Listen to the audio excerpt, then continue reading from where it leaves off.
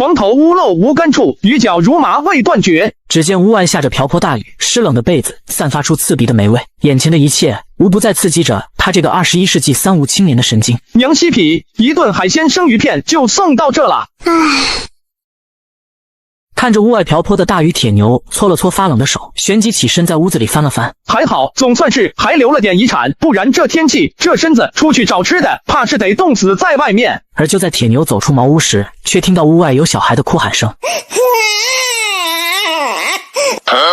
难道有娃娃鱼？只见荒草中，一个如小狗仔般的婴儿正躺在那荒草堆里，身上的脐带还带着丝丝鲜血。娘西痞，哪个缺德玩意，这么小的小孩就丢这里了？铁牛看着还在暴雨中的婴儿，迟疑了一下。这乱世，算了算了，好在你遇到了我。原来是个女婴，难怪丢得这么干脆，这重男轻女的封建社会。铁牛连忙将其抱进了茅屋内，抱在火堆旁，让它暖和暖和。是不是饿了？刚出生的小孩应该不能喝米汤吧？而且米汤也只能填饱肚子，还是缺少营养。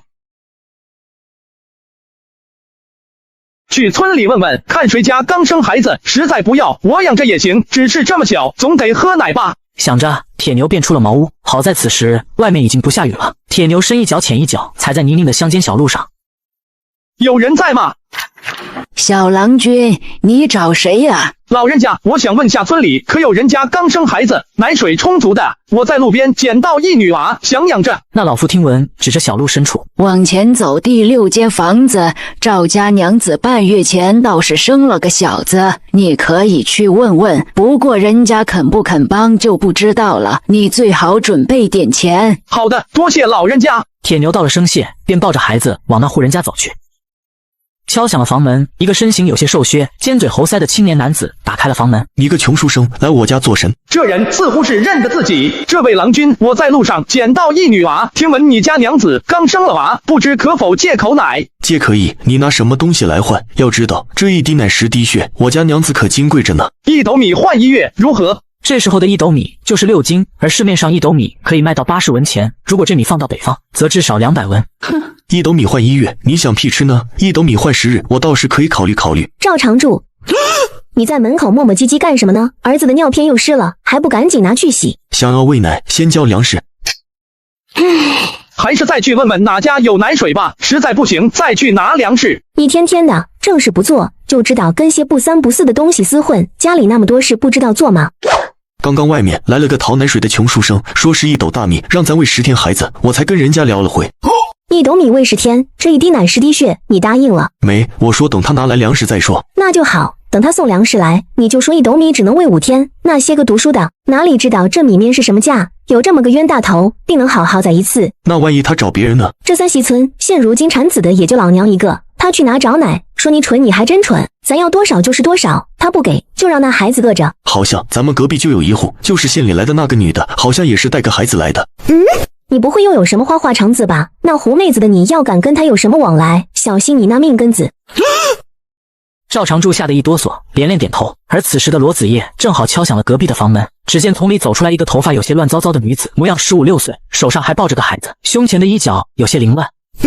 打扰小娘子了，在下在路上捡到一女婴，想找人讨口奶喝，不知小娘子可知道这附近除了隔壁那家，还有谁家刚生了小孩的？奴家倒是刚生了孩子，有些富裕。不知可否帮帮在下？放心，娘子若是能帮帮在下，在下定不让娘子吃亏。好，那你把孩子给我，你在门口等着。好。女子接过孩子就关上了门。孩子喂饱了，郎君还是得给这孩子裹上包袱，不然着凉了可就不好了。这孩子是半路上捡来的，一时之间没准备那些东西。郎君应当真心善，这孩子能遇到郎君，也是他的福分。若是郎君无事，可先离去了。打扰了，晚些时候我会带些粮食来，这孩子日后倒是要仰仗娘子了。郎君客气了，若是能帮得上忙的话，自无不可。铁牛抱着已经吃饱的女婴，朝着自家茅屋而去。所谓伊人，余焉加客，以后就给你取名为叫罗家一吧。看来得赚钱了，这粮食还得送出去1斗，上辈子也不知道是不是欠了这小女娃，一穿越就遇到了这档子事。还是先给你找到口粮吧。铁牛用篮子装着1斗米，便又带着这小娃娃往村子里走去。小郎君，我家娘子答应了，1斗米换5日口粮，绝对将你家这小娃娃喂得饱饱的，怎么样？不敢劳烦您家娘子，我已经找到合适的奶娘了。你可得想清楚了，隔壁那女的可不是什么善男信女，你这小娃娃要是交给她，可不一定会出什么事。哼，你倒是跟我说说，能出什么意外？你想干什么？我不过就是跟你谈谈价格而已，你不愿意便算了。我娃娃在旁边喂奶，要是出了什么意外，老子全都算你头上，你自己做好准备吧。切，小娘子，这1斗米算是我这娃娃的口粮，不知是否可以劳到小娘子喂养1个月？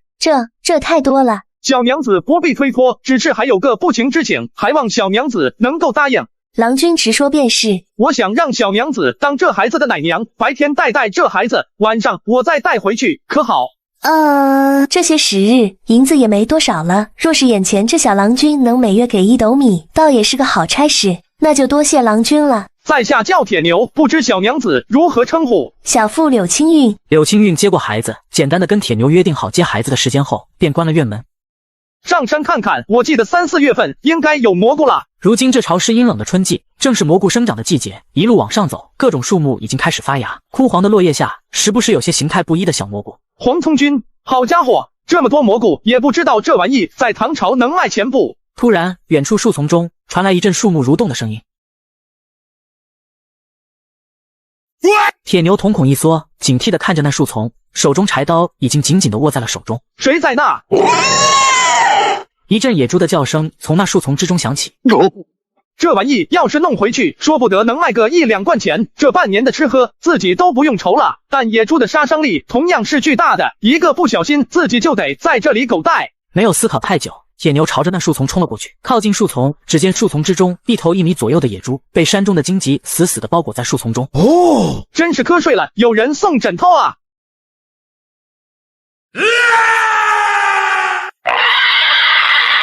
没有多余废话，铁牛举起柴刀砍了11刀，这野猪才流出大量猪血，气息也渐渐的消失。这么大头猪我也吃不完呀，去酒肆碰碰运气，说不定还能卖出去，得找个板车拉去卖掉。铁牛将野猪丢进了自家茅屋内，朝着村子里走去。大哥，别打了，我错了，以后再也不敢了。我都说了，我家娃娃在这喂奶，你最好别打什么歪主意，这次算是给你一个教训，下次若是再让我抓住，我就打断你的腿，明白了吗？明白，大哥。还不滚！而此时，在院子里听到动静的柳青韵也打开了门。自从她搬进这间院子，隔壁的这个赵长柱就时不时的来骚扰自己，不过大多时候都被他赶走了。铁牛郎君，多谢了。柳娘子，举手之劳而已。我这次来是想问下，可知道这村子哪里可以借到板车？今日我在山上猎到1头野猪，想拉去卖了，奈何没有车运不出去。正好我这小院中有板车，郎君可自行使用。不过郎君身上这伤，倒是要好好处理一下。我家中有些药膏，郎君若是不嫌弃的话，可在院中涂抹一下。铁牛坐在木桩前，看着篮子里2个婴儿，一个已经长了些细小的毛发，应是已经满月了，而自己捡的这个孩子还是个皱皱巴巴的小模样。这是治疗外伤的药膏，郎君将其直接涂抹在伤口处便行。铁牛左手抹右手，很快就将手上的划痕给涂抹了一遍，将陶罐交还给柳青韵后，便拖着板车从柳青韵家离开，径直来到了酒肆前。铁牛目光看向了一旁的一个身材较为敦厚的中年男子身上，酒肆的掌柜常文喜。掌柜的，新鲜野猪要不要？小郎君，这野猪你想怎么卖？在大唐，猪肉算不得是贱肉，相反，在汉唐时期，猪肉的价格一直都比较贵，而野猪的价格则比寻常的家猪肉还要贵上3分。整头卖，价钱您开，只要合理就成。12文一斤如何？铁牛想都没想就答应了，因为他也猜到了自己这头野猪大概价格也就在1贯多一点。常文喜见状，旋即叫了2个伙计，将野猪从板车上抬下来，用竹篮盛放后吊起来沉重103斤，去掉箩筐，正好100斤。小郎君也就是1贯200文。好的，多谢掌柜了。2人闲聊了一会，铁牛离开了酒肆。郎君可是要买豆腐？这豆腐都是今天早上现做的，1文钱1块。铁牛微微一嗅，豆腐已经开始泛起了些馊味。虽然是春天，气温不是很高，但是大清早磨出来的豆腐，到了下午，经过阳光的烘烤后，已经不新鲜了。小娘子，这豆腐怕是都已经坏了。那便宜一点卖给你可好？1文钱2块，如何？这玩意应该能放着做腐乳或者霉豆腐，想必应该是赚钱的。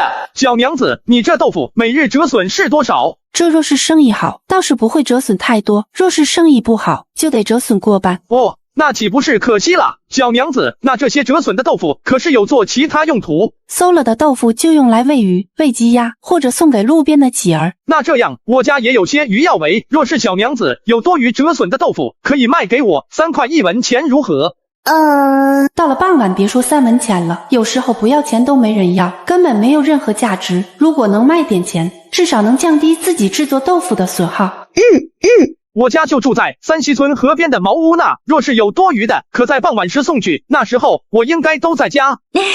好，今日若有剩余，我定给郎君送去。商谈好豆腐的事情后，铁牛又在其他几个摊位上逛了逛，买了一只野鸡，花了20文钱，便带着板车往家里走去。傍晚时分，卖豆腐的女子如约送来了将近1斤12块豆腐，罗子叶付了3文钱。今日那野猪卖了些钱，见到有卖野鸡的，刚好今日采了些蘑菇，正好炖了汤，这是给你的，算是酬谢今日你借的板车。看着瓦罐里的鸡汤，柳青韵忍不住咽了咽口水。多谢。柳娘子，怎么不见你家郎君？柳青韵听到此话，身形微微一僵，似乎是回想起来什么不好的事情一般，但紧接着似若无其事的道：死了。好了，小佳一刚喂过奶，现在应该是睡着了，若是晚上饿了，你便再送过来。刚刚失言了，还望柳娘子莫怪。看这情况，铁牛也不敢再多问，抱着孩子就往家里走去。先做霉豆腐，只需要让其长出菌丝就行。至于要用到卤料的制作还需要些许时间。不过如今已经有了钱，倒也没那么迫切。第二天一早，铁牛将孩子送往柳青运处后，又去山中找了些蘑菇。昨日加上今日，足足有几十斤，带着一堆蘑菇去了原主记忆里最近的巴陵县。听说没？朱绝人入侵并州，大唐又要打仗了，才刚消停会。这年头兵荒马乱的，只希望能早日安定下来吧。也不能这么说，有仗打，朝廷征兵，一人当兵，全家皆入军籍，有了军籍就不用缴纳赋税了。不知道咱们江南道征不征兵？你还别说，我听说皇帝陛下让咱们江南道行军总管李靖将军去驰援并州了，说不定还真有入军籍的机会。武德8年，突厥人确实进犯了大唐，但突厥人似乎并没有讨到好处。如今大唐打仗，好像士兵还要自己带兵器上阵杀敌。铁牛穿过好几条小巷子，来到巴陵的方氏。姨子哟，姨子，洗衣服必备。8斤重的草鱼刚从湖里打上来的，大娘子要不要看看？便宜不了了，这已经是最便宜的价钱了，再少我就要赔本了。胡饼，吃一个顶3顿，一个只要1文钱。杂乱的方式就像是个菜市场，各种各样的人穿梭其中，鱼龙混杂。铁牛挑了个地方，就将蘑菇摆在了地上。像这种地方虽然混乱，但却意味着有更大的商机。黄葱菇4文钱1斤，具有美容美颜、抗衰老的功效，大家来瞅一瞅，看一看啦。大娘子要不要来点？这黄葱菇吃了可以淡化脸上的皱纹，祝您重返28年华。小郎君，此物不过是寻常蘑菇罢了，怎会有美容眼养的功效？此菇可不是寻常蘑菇，我这可是在古籍中翻看到的，上面确实记载有可美容养颜。娘子若是不信，可买点回去试试，用此物炖出来道鸡汤也是极美味的。古籍？那古籍叫什么？好像叫什么百草集的，我也是偶然翻看到，而且此物也不过4文钱1斤，卖不了吃亏，也买不了上当，不是？那就给我来2斤吧。不多时，铁牛的摊位上便围了许多中年妇女，蘑菇全部销售完。卖掉蘑菇后，铁牛径直走进一家看着还算不错的酒肆，而就在铁牛思虑时，酒馆内却闯进来几个面色不善的青年。小郎君第一次来房市做生意，自己好像没招惹什么人啊，这些天可真是低调做人，谨慎做事，争取苟住，发家致富的啊。几位可是有什么事？小郎君既然是第一次来房市做生意，那我们便跟你说说这房市的规矩。这巴陵房市乃是我们曹帮的管辖范围，凡是在房市买卖的都要给咱们上税钱，10抽1，不然的话，小郎君以后只怕不能再来卖东西了。原来是曹帮的兄弟，小弟初来乍到，倒是未能去拜访，还请见谅。这是给兄弟几个的茶水钱，几位别嫌少，今日来这也就卖了点蘑菇。呵呵，既如此，那我们几个就不打扰小郎君用饭了。小郎君，这等地痞流氓，你岂能这么轻易的就给他们钱财？这不是敲诈勒索吗？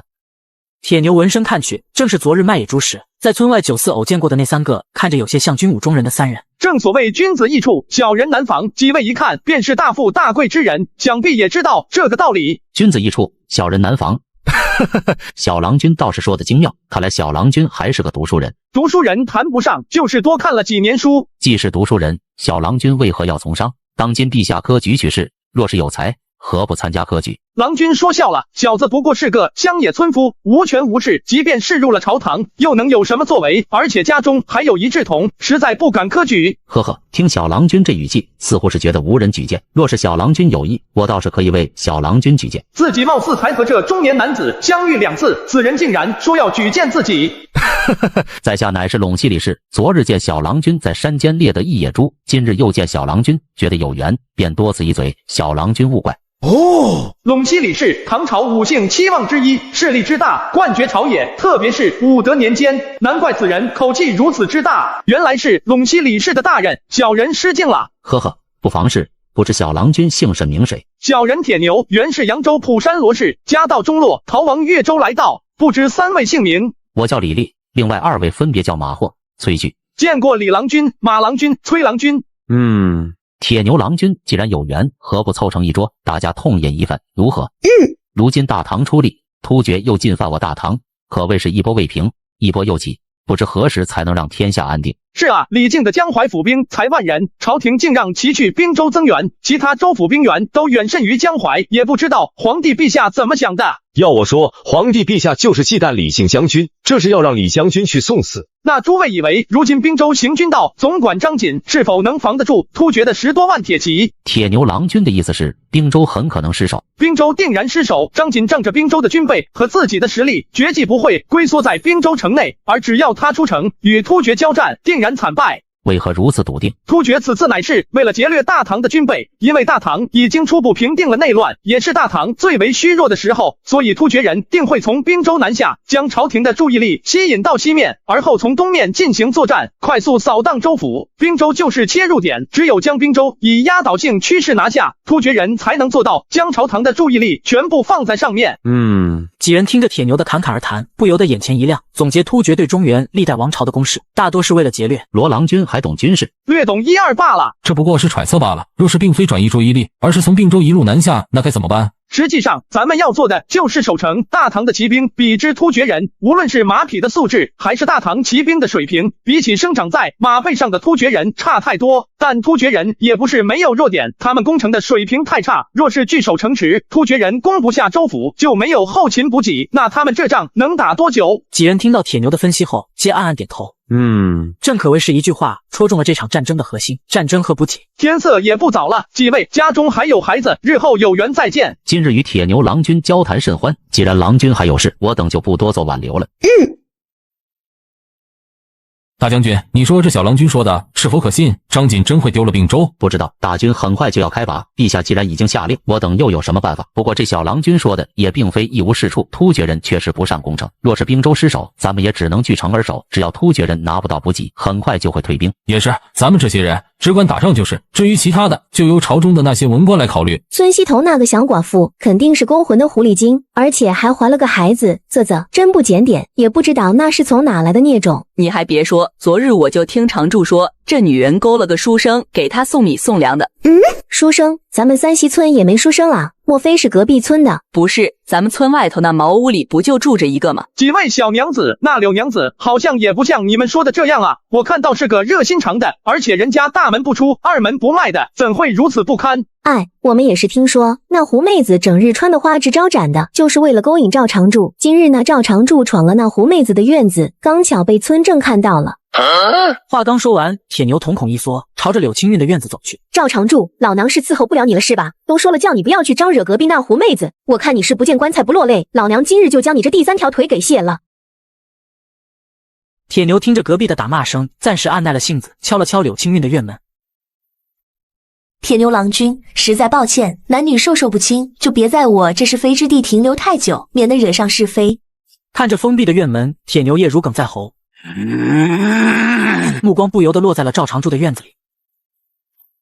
王伯，可是有什么事？铁牛郎君，村里有些闲言碎语，你也知道，咱们三溪村就这么大，现在大家都在传你与柳娘仔之事，此事关乎到柳娘仔名节，马虎不得。所以我来问问你，你和那柳娘仔到底是什么关系？铁牛便将自己捡到孩子的事情和去讨奶水的事情跟村正说了一下。哎，这年头不知道有多少女娃扑食荒野，这女娃能碰到你，也是她的造化。既然事情如此，这事我会处理好的，绝对不会让你们蒙受不白之冤。那小子先多谢王伯了。没事。对了，铁牛郎君真不考虑一下在村子当个先生？王伯，我实在是没有太多的时间去教这些孩子，你也看到了，我还得带孩子，也得赚钱养家，而且我现在经商。这年头商人不是个傻好词，毕竟士农工商的理念一直贯穿在所有人的心中。好吧，既然你不愿意，我也就不勉强了，我就先回去了。高端的食材往往只需要采用最朴素的烹饪方式。卖臭豆腐了，闻着臭，吃着香。现场活动，前50人，每人限吃1块，吃1块奖励1文钱了。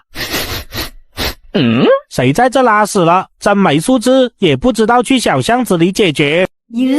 这卖小吃的怎么在这摆摊啊？摆在这么臭的地方，这还能吃吗？谁家茅房炸了？怎么这么臭？哎呀，快走快走，就是了。小郎君啊，你这东西这么臭，放这么好的油里面，这不是糟蹋粮食吗？你要实在是家中过于富裕，不妨给我一些油，总好过浪费这么好的猪油啊。老丈，这可是难得的美味，闻着臭，吃起来可香着嘞。要不您尝1块？今天我做活动，吃1块给您1文钱。不了，我还想再多活2年。你这东西怕不是从淤泥里拿出来的，这吃下去不会毒死人吧？说完，老者便慌忙地跑远了，生怕铁牛会缠着他吃下那黑乎乎的东西。诸位，此乃臭豆腐，不是阿杂物，不信的话，我可以吃给大家看。现在第一个来试吃的，我给10文钱，只有第一个是10文钱啊！当真第一个10文钱？真的，我来。味道怎么样？小孩在嘴里咀嚼了2下，本以为会很难吃，但没想到这臭豆腐入口之后，竟然一点臭味都没有，反而有一股香味，好吃。当真好吃？是真好吃，闻着是臭的，但是吃起来可香了。诸位不信的话，可以先尝尝，还有49个名额啊！不少人都开始心动了起来。先不管好不好吃，但就这1文钱也足够有吸引力。不消片刻的时间，铁牛整整一坛子臭豆腐消耗一空，而用来装铜币的钱罐子倒是装了半罐子铜钱。而就在铁牛收拾好摊位，正准备推车回村时，几个衣衫破烂、流里流气的青年走了过来。小郎君是不是忘了什么事了？虎哥这是来收税钱了，呵呵，今日生意不错，税钱我早就准备好了，还请虎哥笑纳。小郎君，今一来咱也不是为了这税钱，有时间没？要不咱找个地方坐坐？虎哥可是有什么事？呵呵，就是有桩生意，想和小郎君谈谈，不知小郎君是否感兴趣？就在铁牛些犹豫时，几个地痞却上前几步，大有一副如果铁牛不去，就将他直接弄死在这里的意思。有时间，虎哥相邀，怎敢不赏脸？哈哈，好，小郎君，咱们去雅江楼喝2杯。铁牛在一群地痞流氓的簇拥下，一路朝着所谓的雅江阁而去。巴陵城最大的酒楼，能出入这里的大多是越州的氏族门阀。小郎君，第2次见面，我自我介绍一下，江湖巴陵曹帮3当家。巴陵城就那么大，其中帮派也不多，而他曹帮可以说在巴陵城独占鳌头，因为曹帮的背后是巴陵的县令和县城，可谓是一手遮天。见过虎哥，在下铁牛。呵呵，铁牛老弟不用这么见外，先用茶，这是雅江阁的黑茶，乃是用茶叶炒制，封存数年而成，小郎君尝尝。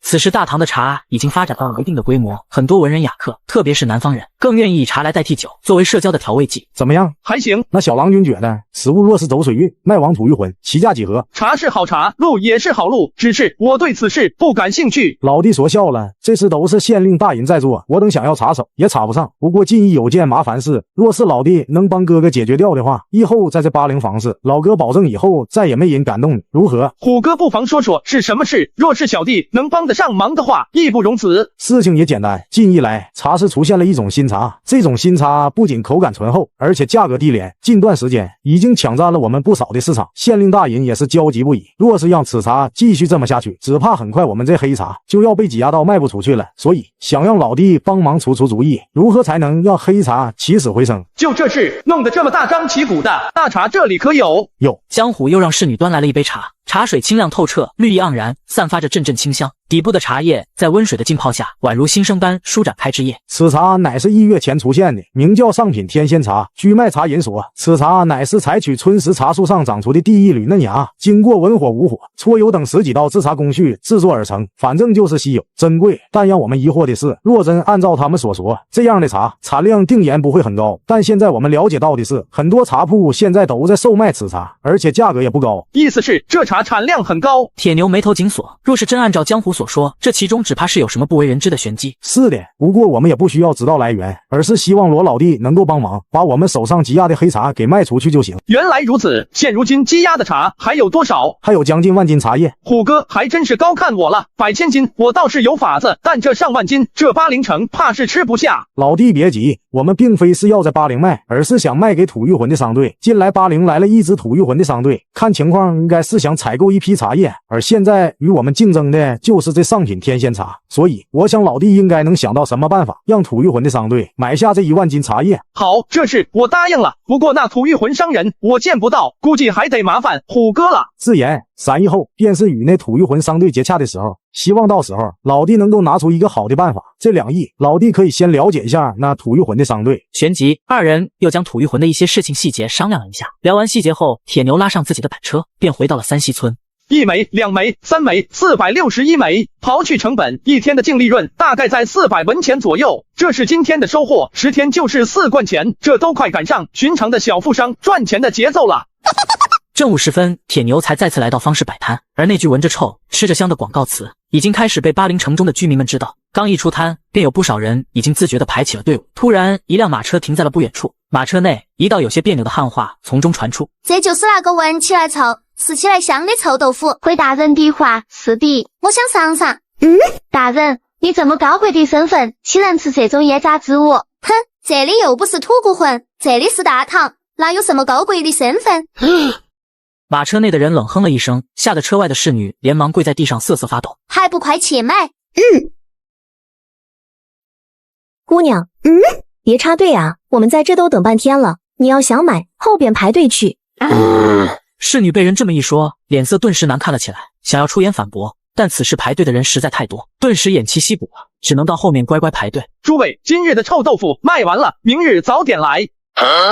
没了嘛？今日已经卖光了，小娘子若是想买，可以等明日再来，实在不好意思啊。那我跟你回家，你炸一份给我可好？小娘子，这怎么使的？我住的地方就是穷乡僻壤，看小娘子穿着，应该是大户人家，跟我去家中不妥。不妨事的，郎君，这臭豆腐对我极为重要，还请郎君能行个方便。那好吧，等我收拾好东西就回去。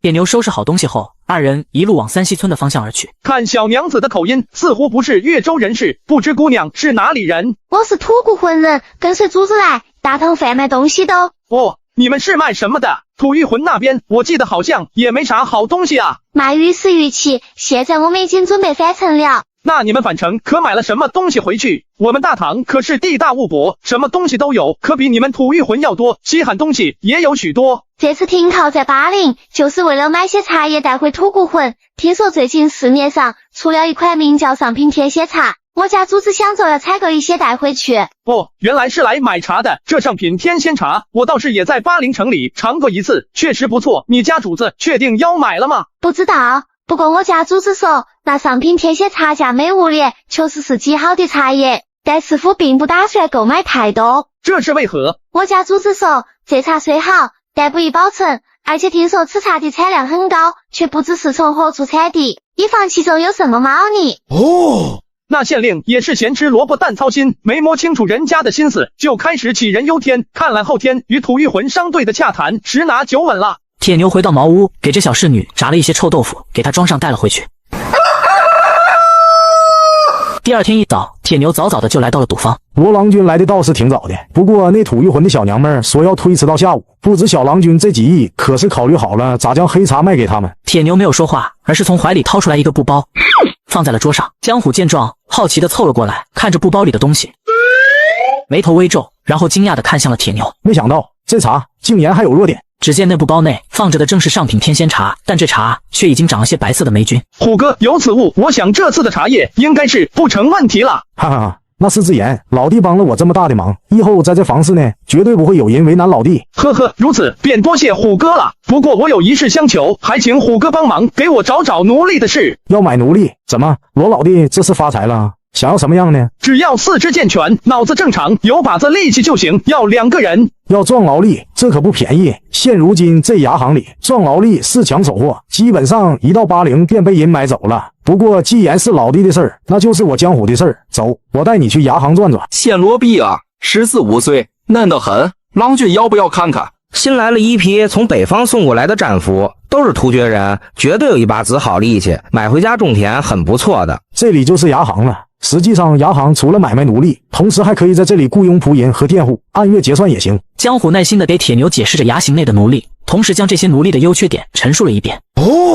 铁牛看着一个个如同猪狗一样被铁链锁着蹲在地上的人，心中莫名一抽。老弟，有没有看得上眼的？就他，还有他，就这2个人吧。好，老裴。旋即，只见那牙行内，一个蓄着8字胡、有些贼眉鼠眼的男人跑了出来，一脸谄媚的道：“哟，是虎哥来了，真是让我这牙行蓬荜生辉啊！虎哥，要不进去坐会？刚得了些好酒。这2银我这老弟买了，多少钱？既然是虎哥朋友想要，就1个人2贯钱，如何？那就多谢裴老板了，明日我便将钱送来，麻烦您先准备好奴器。好的，没问题。买完奴隶后，铁牛跟江虎离开了牙行。这丫头当初给他安排的好好的婚事，非是不听。如今好了，怀了孩子，那浪荡子就跑了。如今知道没脸见人了，知道躲起来了。你少说2句，不管怎么说，韵儿都是咱们的孩子。再说了，若不是你非得要将她嫁给崔氏的那个庶子，她又岂能做出这种事？那怪我了，我是他爹。这自古以来，父母之命，媒妁之言，哪能由得他一女子做主的？你看吧，这就是报应。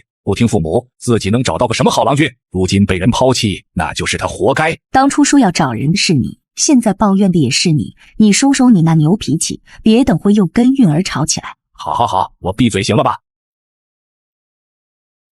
几位娘子，可知道柳青韵柳娘子住在何处？柳娘子就住在那边，往里走，第6间宅子就是了。多谢。旋即，夫妇便带着2个仆人，沿着泥泞的小路往村中走去。这丫头就躲在这破地方，难怪翻遍了整个扬州都找不到。自己养育了这么久的女儿，从小锦衣玉食，十指不沾阳春水，如今竟然栖身在如此脏乱的小村中，也不知道过的是什么日子。而就在一行人抵达柳青韵的小院时，正巧看到铁牛坐在院中逗弄小孩，而柳青韵则蹲在地上搓洗衣物。成何体统？成何体统啊！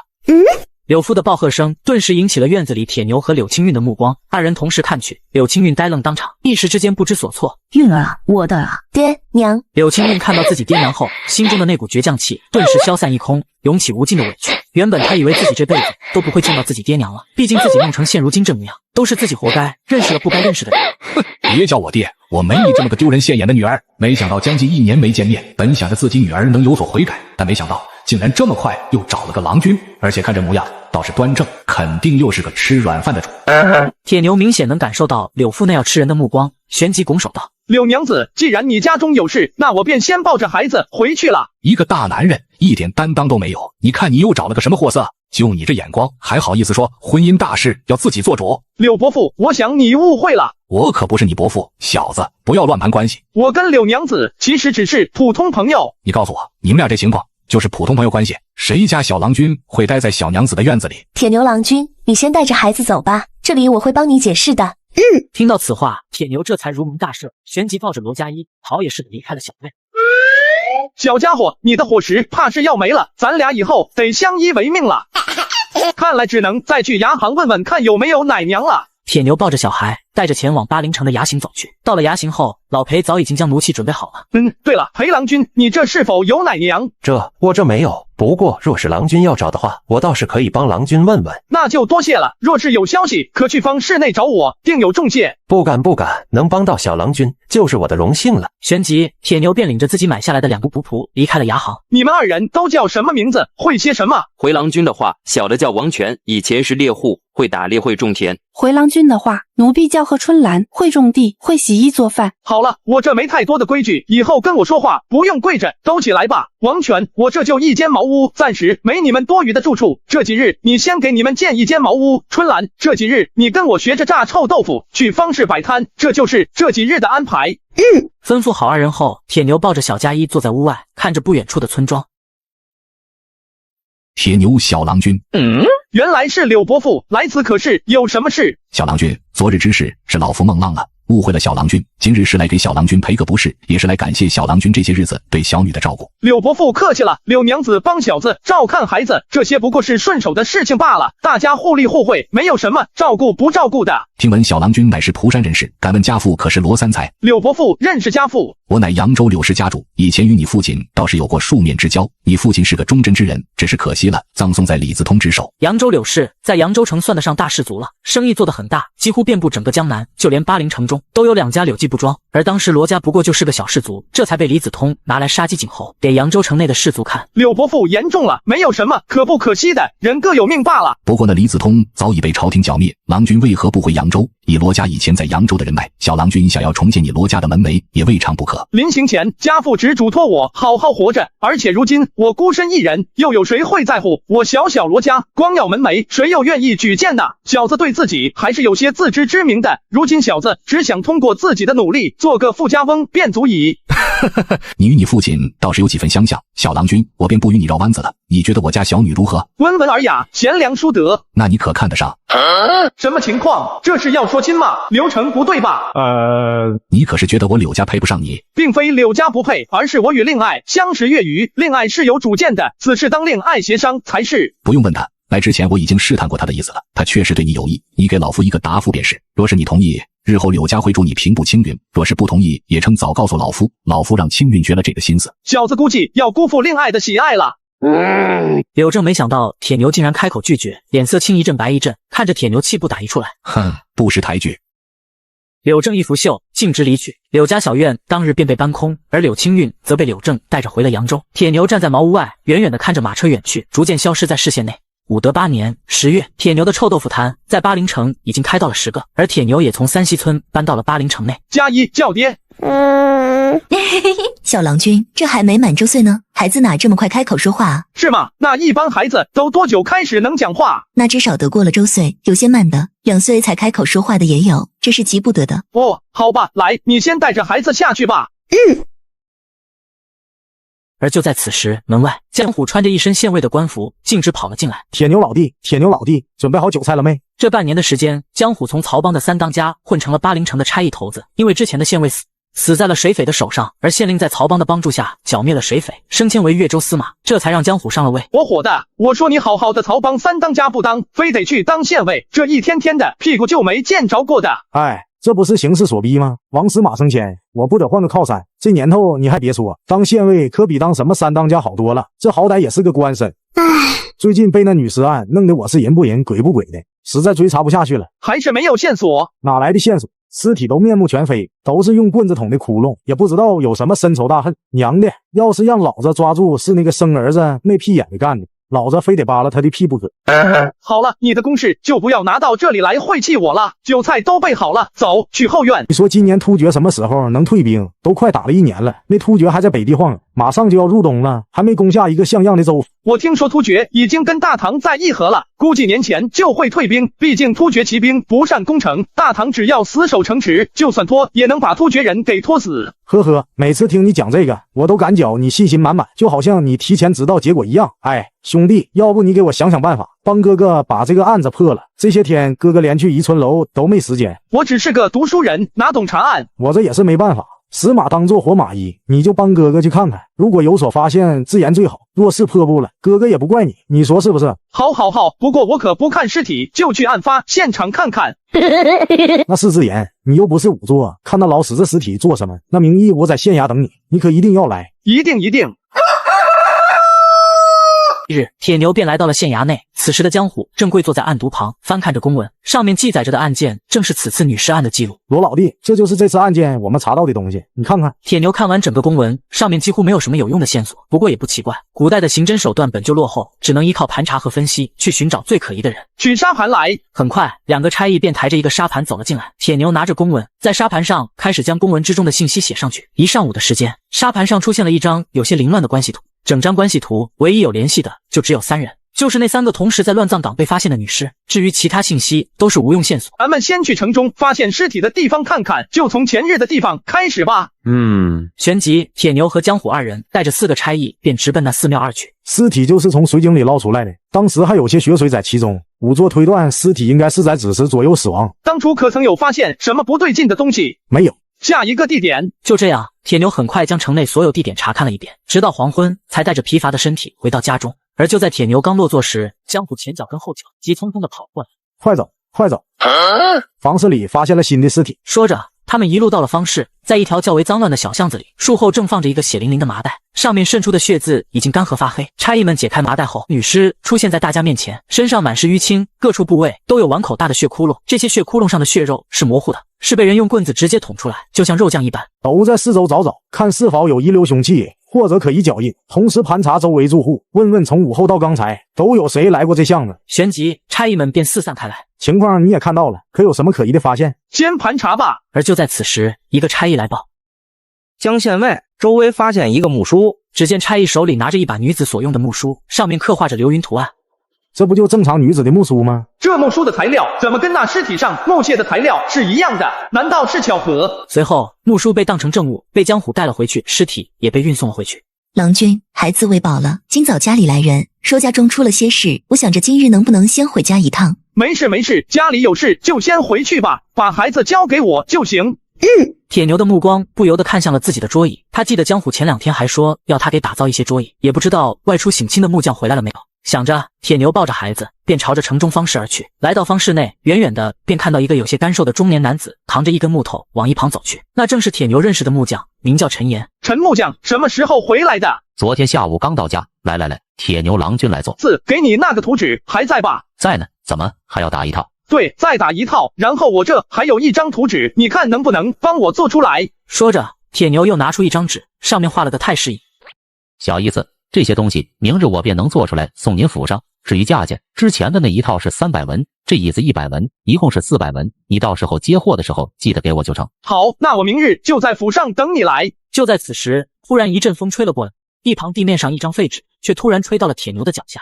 只见那废纸上乱七八糟的涂了些墨水，将上面画的东西给遮盖住，但从墨迹上来看，好像是把梳子。梳子，陈木匠，那王阿婆卖的梳子，你可知道是哪家做的？我看那做工挺不错的，想着要请人帮忙做2梳子。那梳子我记得是刘木匠做的，刘阿婆是刘木匠的娘。哦，好的，我等会去跟他说说。而在铁牛走后，陈岩捡起地上的纸，弹了弹上面的木屑，喃喃道：怎么给吹到这来了？县衙内，铁牛将今日的事情告诉了江虎。所以你觉得陈岩有问题，就凭一张纸不能说明什么，而且那木梳我们暂时也不能确定和女尸案有关，万一是其他人遗失在那的呢？可以先查一下这陈岩这几日到底入城了几次，然后就是这些女子中是否有与陈岩发生过纠纷的，先查。江虎见铁牛这么说，旋即叫进来一个差役，吩咐了他去调查。很快，一份消息便出现在了铁牛和江虎的手上，上面写的是武德6年，何氏找陈木匠制作一件扳指，后扳指之初，陈木匠有调戏何氏的举动，随后被周围的闲散娘子揍了一顿。这好像挺正常的呀，罗老弟，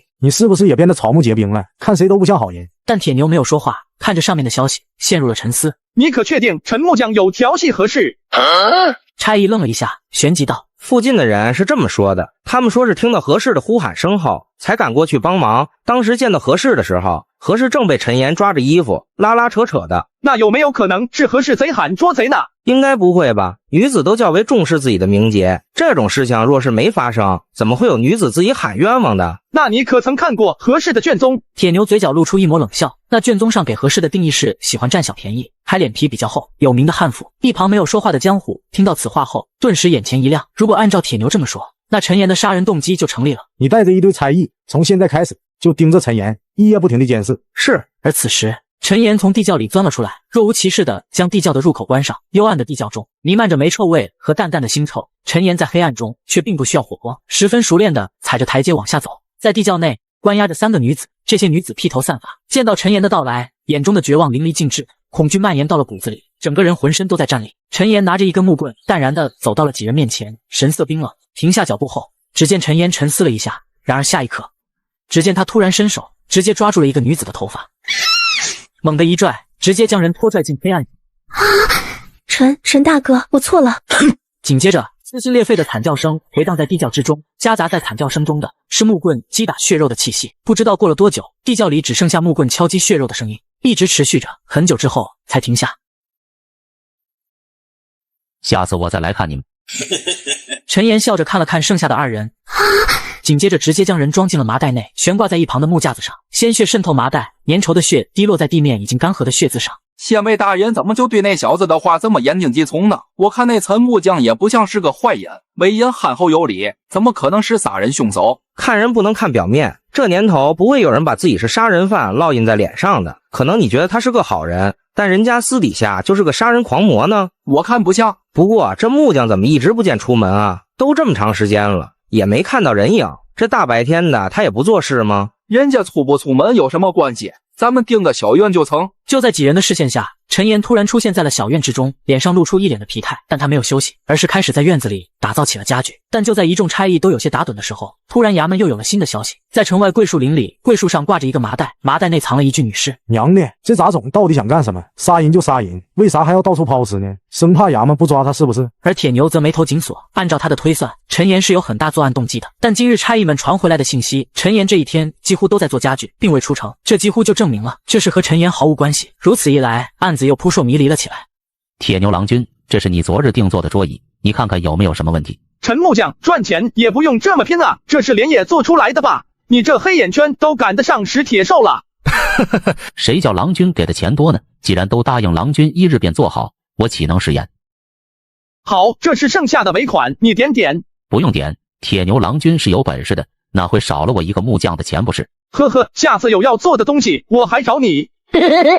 那没事，我就先走了。好，慢走。而就在此时，铁牛突然看到陈岩转身后，鞋底处竟然有一些桂花粘在上面。铁牛瞳孔微微一缩，旋即心中一震，这陈岩的鞋底怎么会有桂花？要知道昨日一整天都在被衙门的监视之内，而昨晚一整晚他都在制作家具，不可能外出。难道是前日沾上的？铁牛眯着眼睛看着陈岩离去的方向，或许线索就在何氏与陈岩发生的那次事件之中。旋即，铁牛再次前往衙门，将其他受害者的信息归拢在了一起，去查一下当日与何氏一起殴打陈岩的女子都是哪些人。我想这就是线索了。老弟啊，这陈岩都脱离了嫌疑了，人家抛尸的时候压根就没出门，你不能看人家老实就怀疑人家，你不会是想让我抓了他，让他来顶缸吧？凶手没抓住，让他来顶缸，等2天凶手再作案，你觉得这事能行得通吗？那倒也是。好了，先查一下这个线索，如果连这个线索都断了，那这事我也帮不了你了。旋即江虎连忙叫差役去查这件事。直到午后，只见一个差役风风火火的从外跑了回来，禀报道：蒋县尉，对上了。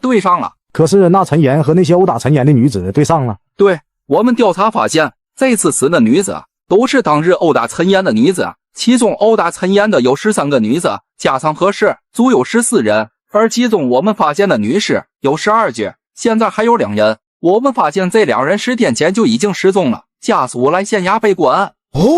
叫上人，赶紧去抓人。旋即，江虎带着20多个差役直奔陈岩住址。下午时分，差役们押着陈岩和从地窖之中找到的2个女子回到了衙门。没想到还是被你给发现了，不过也值了。陈木匠，不过就是一点小纠纷而已，何必要做的这么绝呢？这些女子虽是冤枉了你，但罪不至死啊！你不会明白的，如果你是我，你也会这么做，甚至做得更绝。为何？2年前，那女人让我给她做个梳子，我将梳子做好后，她要不就是这里不满意，要不就是那里不满意，不过就是一个20文钱的梳子，她来来回回改了10几次。小郎君，你可知道，就20文钱的东西啊，我做了近5天的时间，然后不仅钱没收到，还被人诬陷非礼，而且从那之后，只要女子见我，都避之如蛇蝎。原本我也没当回事，直到谣言越传越远，而后我是越想越气，为什么这些女人就能随意污蔑我的清白？为什么这世上的女人根本不看事情全貌就下论断？为什么这样的人能潇洒地活在世上，而我要背负一个调戏良家妇女的骂名？于是后面的事你们也知道了。听到陈岩的话，众人这才知道陈岩为何会杀人了，而这惊天大案之下的原因，竟然只是因为20文钱换了10几条人命，当真是可悲。村楼舒服怎么样？那感情好啊，今晚的消费是不是都由江郎君买单？那是自然，走。旋即2人直奔巴陵城最大的宜春楼而去。刚穿过长廊走到门口，只见2楼上一个半老徐娘般的妇人打趣地说道：哟，虎哥这可好久没来我们宜春楼了，怎的今日有空了？二娘这是不欢迎我还是咋地？要是不欢迎我可就走了。哪能啊，虎哥能来我们宜春楼，那可是咱们这些小娘子们的福气。小英小何，还不快带虎哥和这位小郎君进来？上两斗好酒，菜随便上点，给我兄弟来2小娘子，记得是小娘子啊。小何点头，旋即便离开了厢房。不多时，便见刚刚离去的小何带来了4个模样秀气的少女，穿着花花绿绿，身上弥漫着浓重的脂粉气息。紧接着，只见老鸨站在2楼露台之上，一旁一个小厮敲响了铜锣。诸位郎君，今日是15，也是咱们宜春楼1月1次的魁选，接下来娘子们会登台献艺，诸位若是有中意的，可折枝赠予。花魁实际上就是花楼中常用的手段，折枝就是说的钱，1支为1贯。今晚获得的钱最多的女子就是今晚的花魁。只见2楼露台之上，10位女子站在露台中献艺。小半个时辰过后，楼下的表演也接近了尾声。当那叫若晴的女子登台时，整个宜春楼的氛围热络了起来。若晴，看这里，看这里，我已经准备好赎金了。若晴娘子，你就答应我吧。若晴娘子，今晚肯定是我的，你那点赎金还是留着给其他女子吧。见那女子盘膝坐下，一把古筝落在身前，紧接着双手放在琴弦之上。下一刻，琴弦拨动，一道清脆的声音响起。紧接着琴声缭绕，急促婉转，声音时而激烈，时而幽柔，似是在诉说着一段故事。好，折5支，折8支，就你们这点，算什么东西？我折50。哼，折50也好意思出来显摆，我折至100。100的话落下，众人的目光不由得朝着声音传来的方向看去。只见一个衣着华贵、肥头大耳、满腹便便的青年坐在2楼的一间包厢内，身上趴着个女子，满脸的肥肉一颤一颤的，场面一时之间冷了下来。那青年胖子见没人在攀比，倚着身子，信心十足地对着楼下的若晴喊道：若晴姑娘，今日我可就承让了，还请姑娘来我厢房一叙。且慢，我愿折支200。哟，县尉大人也来花楼啊？不对，还带了个卖臭豆腐的，怎么？你们是嫌弃这宜春楼太香了？关老子屁事啊！你们2个针锋相对，怎么把我也给带上了？老子就卖个臭豆腐，招你惹你了？哼！崔二郎，你也不过是一个仗着祖辈余荫的纨绔罢了。若非是仗着崔家的权势，你什么也不是。江湖这么说，你今日是要跟我过不去了？你可要知道，这80城可不是你们衙门说了算，也不是曹帮的天下。就算是你的主子来了，也得跟我低下脑袋来。他口中的主子，自然就是以前的80县令，现在都越州司马。我怕你不成，别说你们只是一个旁系，即便是清河崔氏，又能如何？老子可不是读书的文人。2位郎君莫要伤了和气，若晴一个弱女子，怎劳得2位郎君大动肝火？而且都是80城中的翘楚，若是2位郎君不嫌弃的话，若晴分别为2位郎君抚琴一曲，如何？我不同意。他什么身份，能跟本郎君听从一人弹奏？若晴娘子，此事我也不与他争论，我折支200，他100，凭什么我就要跟他听从一人弹奏？呵呵，2位郎君都是小事，没必要大动肝火。既然2位互不相让，不如2位相约比斗一番，如何？比斗？怎么个比斗法？今日乃是9月15，正是入秋时节，不如2位以秋为题，各自写诗一首，一论高下，如何？好，我觉得很合理。谁怕谁，比就比。给2位郎君上笔墨，限时一炷香。2位，这次崔某就看2位的了，谁写出来，我明日便向父亲反映，举荐谁参加今年的秋闱。唐初时，科举分为春闱和秋闱，而秋闱便是地方上的考试，筛选合适的读书人。通过秋闱的人，则可以前往长安参加春闱，春闱中榜，便可入朝为官。而读书人能否参加秋闱，则需要有名望的人举荐，或者是世家大族来推举。自然不会让郎君失望，那江湖不过就是一个土匪罢了，能有什么文采？今日我2人定能让郎君抱的美人归。好，有2位相助，今日我就要看看这江湖怎么下台。江湖面对崔二郎的挑衅，面色铁青，握着笔的手青劲暴起，但久久无法下笔，只能把目光看向铁牛。远上寒山石径斜，白云深处有人家。停车坐爱枫林晚，霜叶红于2月花。江湖闻言，心中大喜，连忙将铁牛所说写在了纸张之上。不多时，一炷香的时间过去，旋即便有人来收拾纸笔，将2张纸贴在了1楼的屏风之上。这崔公子的事，倒也算是丧家之作，不错不错。江县尉，就你那2把刷子，我看就别出来献丑了，这次你赢不了我的。崔郎君，别急啊，结果还没出来呢。等下，这江湖的这事妙啊，妙哉妙哉！此话一出，顿时将不少人的目光都凝聚在了江湖的诗上。霜叶红于2月花，好诗啊！这一眼看去，秋天枫叶满地的景象描绘的栩栩如生，此诗定能名传千古，千古佳句。那崔二郎听到众人的惊叹，一时间眉头一皱，紧接着竟直接跑下了楼。脸色铁青的崔二郎看着上面的诗句，不等宜春楼宣布结果，直接拂袖离去。诸位，比试已过，若晴娘子为今日的魁首，恭喜若晴。紧接着，宜春楼一片吆喝声，直到第2天清晨，2人才各自回家。郎君，大事不好了！咱们的摊子被崔氏的人给掀了，说咱们卖阿杂物，熏的人不敢靠近，影响他们出行。崔家带路，我亲自去看。在臭豆腐摊位前打杂的人早已经离去，只剩下罗家的奴隶，此时正蹲坐在地上，鼻青脸肿的抽泣着。摊位掀翻在地上，调料、油渍等散落一地。铁牛看到眼前的景象，脸色铁青。王权先带人去治伤，断人财路，如杀人父母。崔家好一个崔家！铁牛青着脸回到了宅子里，前院的仆役屋子内躺着10几个仆役，这都是给铁牛出摊卖臭豆腐的，今日全都遭受了崔家的毒手。看着这些仆役，铁牛心中不断的思索着。果然，在这个万恶的封建社会，没权没势，就算你再有钱，也不过是别人眼里的一棵杂草。人家想要踩你一脚，你连爬都爬不起来。看来不能再猥琐发育了。想着，铁牛心中做出了一个决定，离开巴陵，前往长安。根据可靠消息，秦王李世民现在已经被李渊召回长安，二龙夺嫡之争已经趋于白热化的阶段，此时入长安正是时候。这几日你们先在府上养伤，无事不得外出，一应吃食不会短缺你们的。王权，郎君有什么事？据江家请江虎大哥来府上一叙，同时打听一下，最近可有人要买宅子，将这宅子卖了吧？卖宅子的事情做得隐秘些。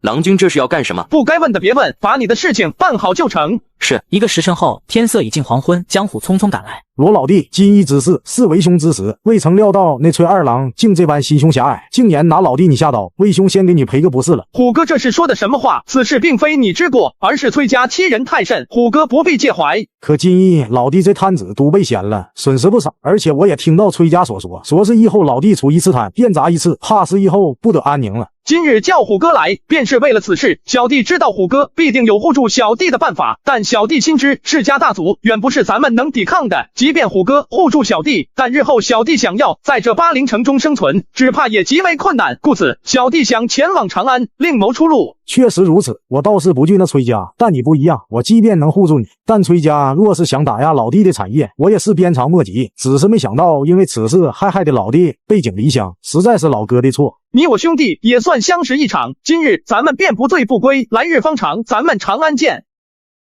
铁牛坐在马车里，回想这一路感触良多。从三溪村到巴陵城，从一无所有的那个茅草屋，到现在家财近1000贯，不过是半年时间，而今却只能仓促离开。而与此同时，在城门之外聚集了不少衣衫褴褛的百姓，这些人衣不蔽体，骨瘦如柴，缩在冬日的风雪中瑟瑟发抖。王权，前面是怎么回事？今日能进城吗？郎君稍等，我这边去探查一下。回郎君的话，前面有灾民闹事，城门暂时关闭了，只怕今日咱们得在城外过夜了。此时已经快天黑了，铁牛也是日夜兼程，本打算今日赶在天黑之前抵达长安城，却没想到长安城外会有灾民聚集，找个离灾民远点的地方搭帐篷。之所以这么做，并非是因为嫌弃这些灾民，而是这些灾民都不是什么善类，自己这一伙人身上的钱粮也不是个小数目，若是被有心之人惦记上，怕不是得有一番挣钱。正是因为铁牛的这份警惕，这一路上才安全的来到了长安。爹，饿了。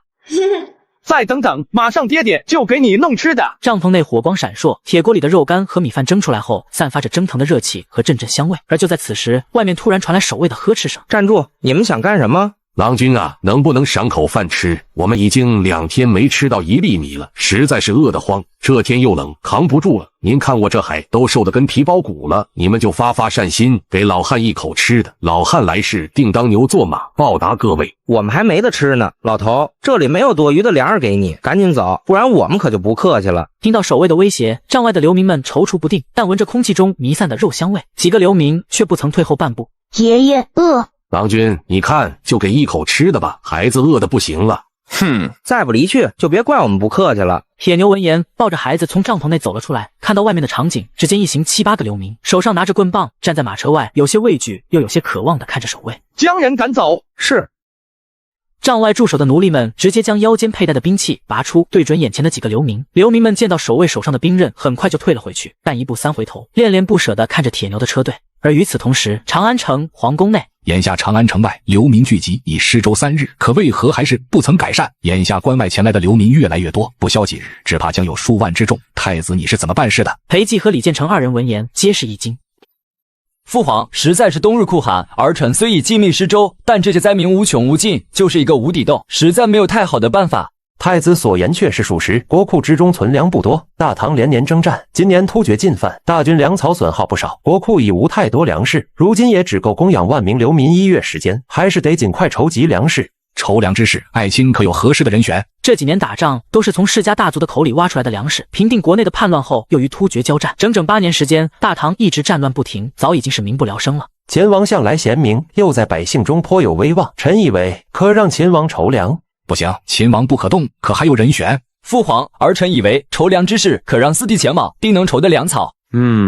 李渊思索再三，觉得此事倒是可行。李元吉此时正是出斩头角，而且为人机敏，向来筹粮一事难不倒他，而且与太子关系密切，倒是比秦王更为合适。一夜过去，风雪依旧未停，白雪已经能完全将脚掌给淹没。看着帐外白雪皑皑的一片，铁牛不由得叹了口气。也不知道昨晚死了多少人。郎君，长安城门开了，可以进去了。好，先进长安城吧。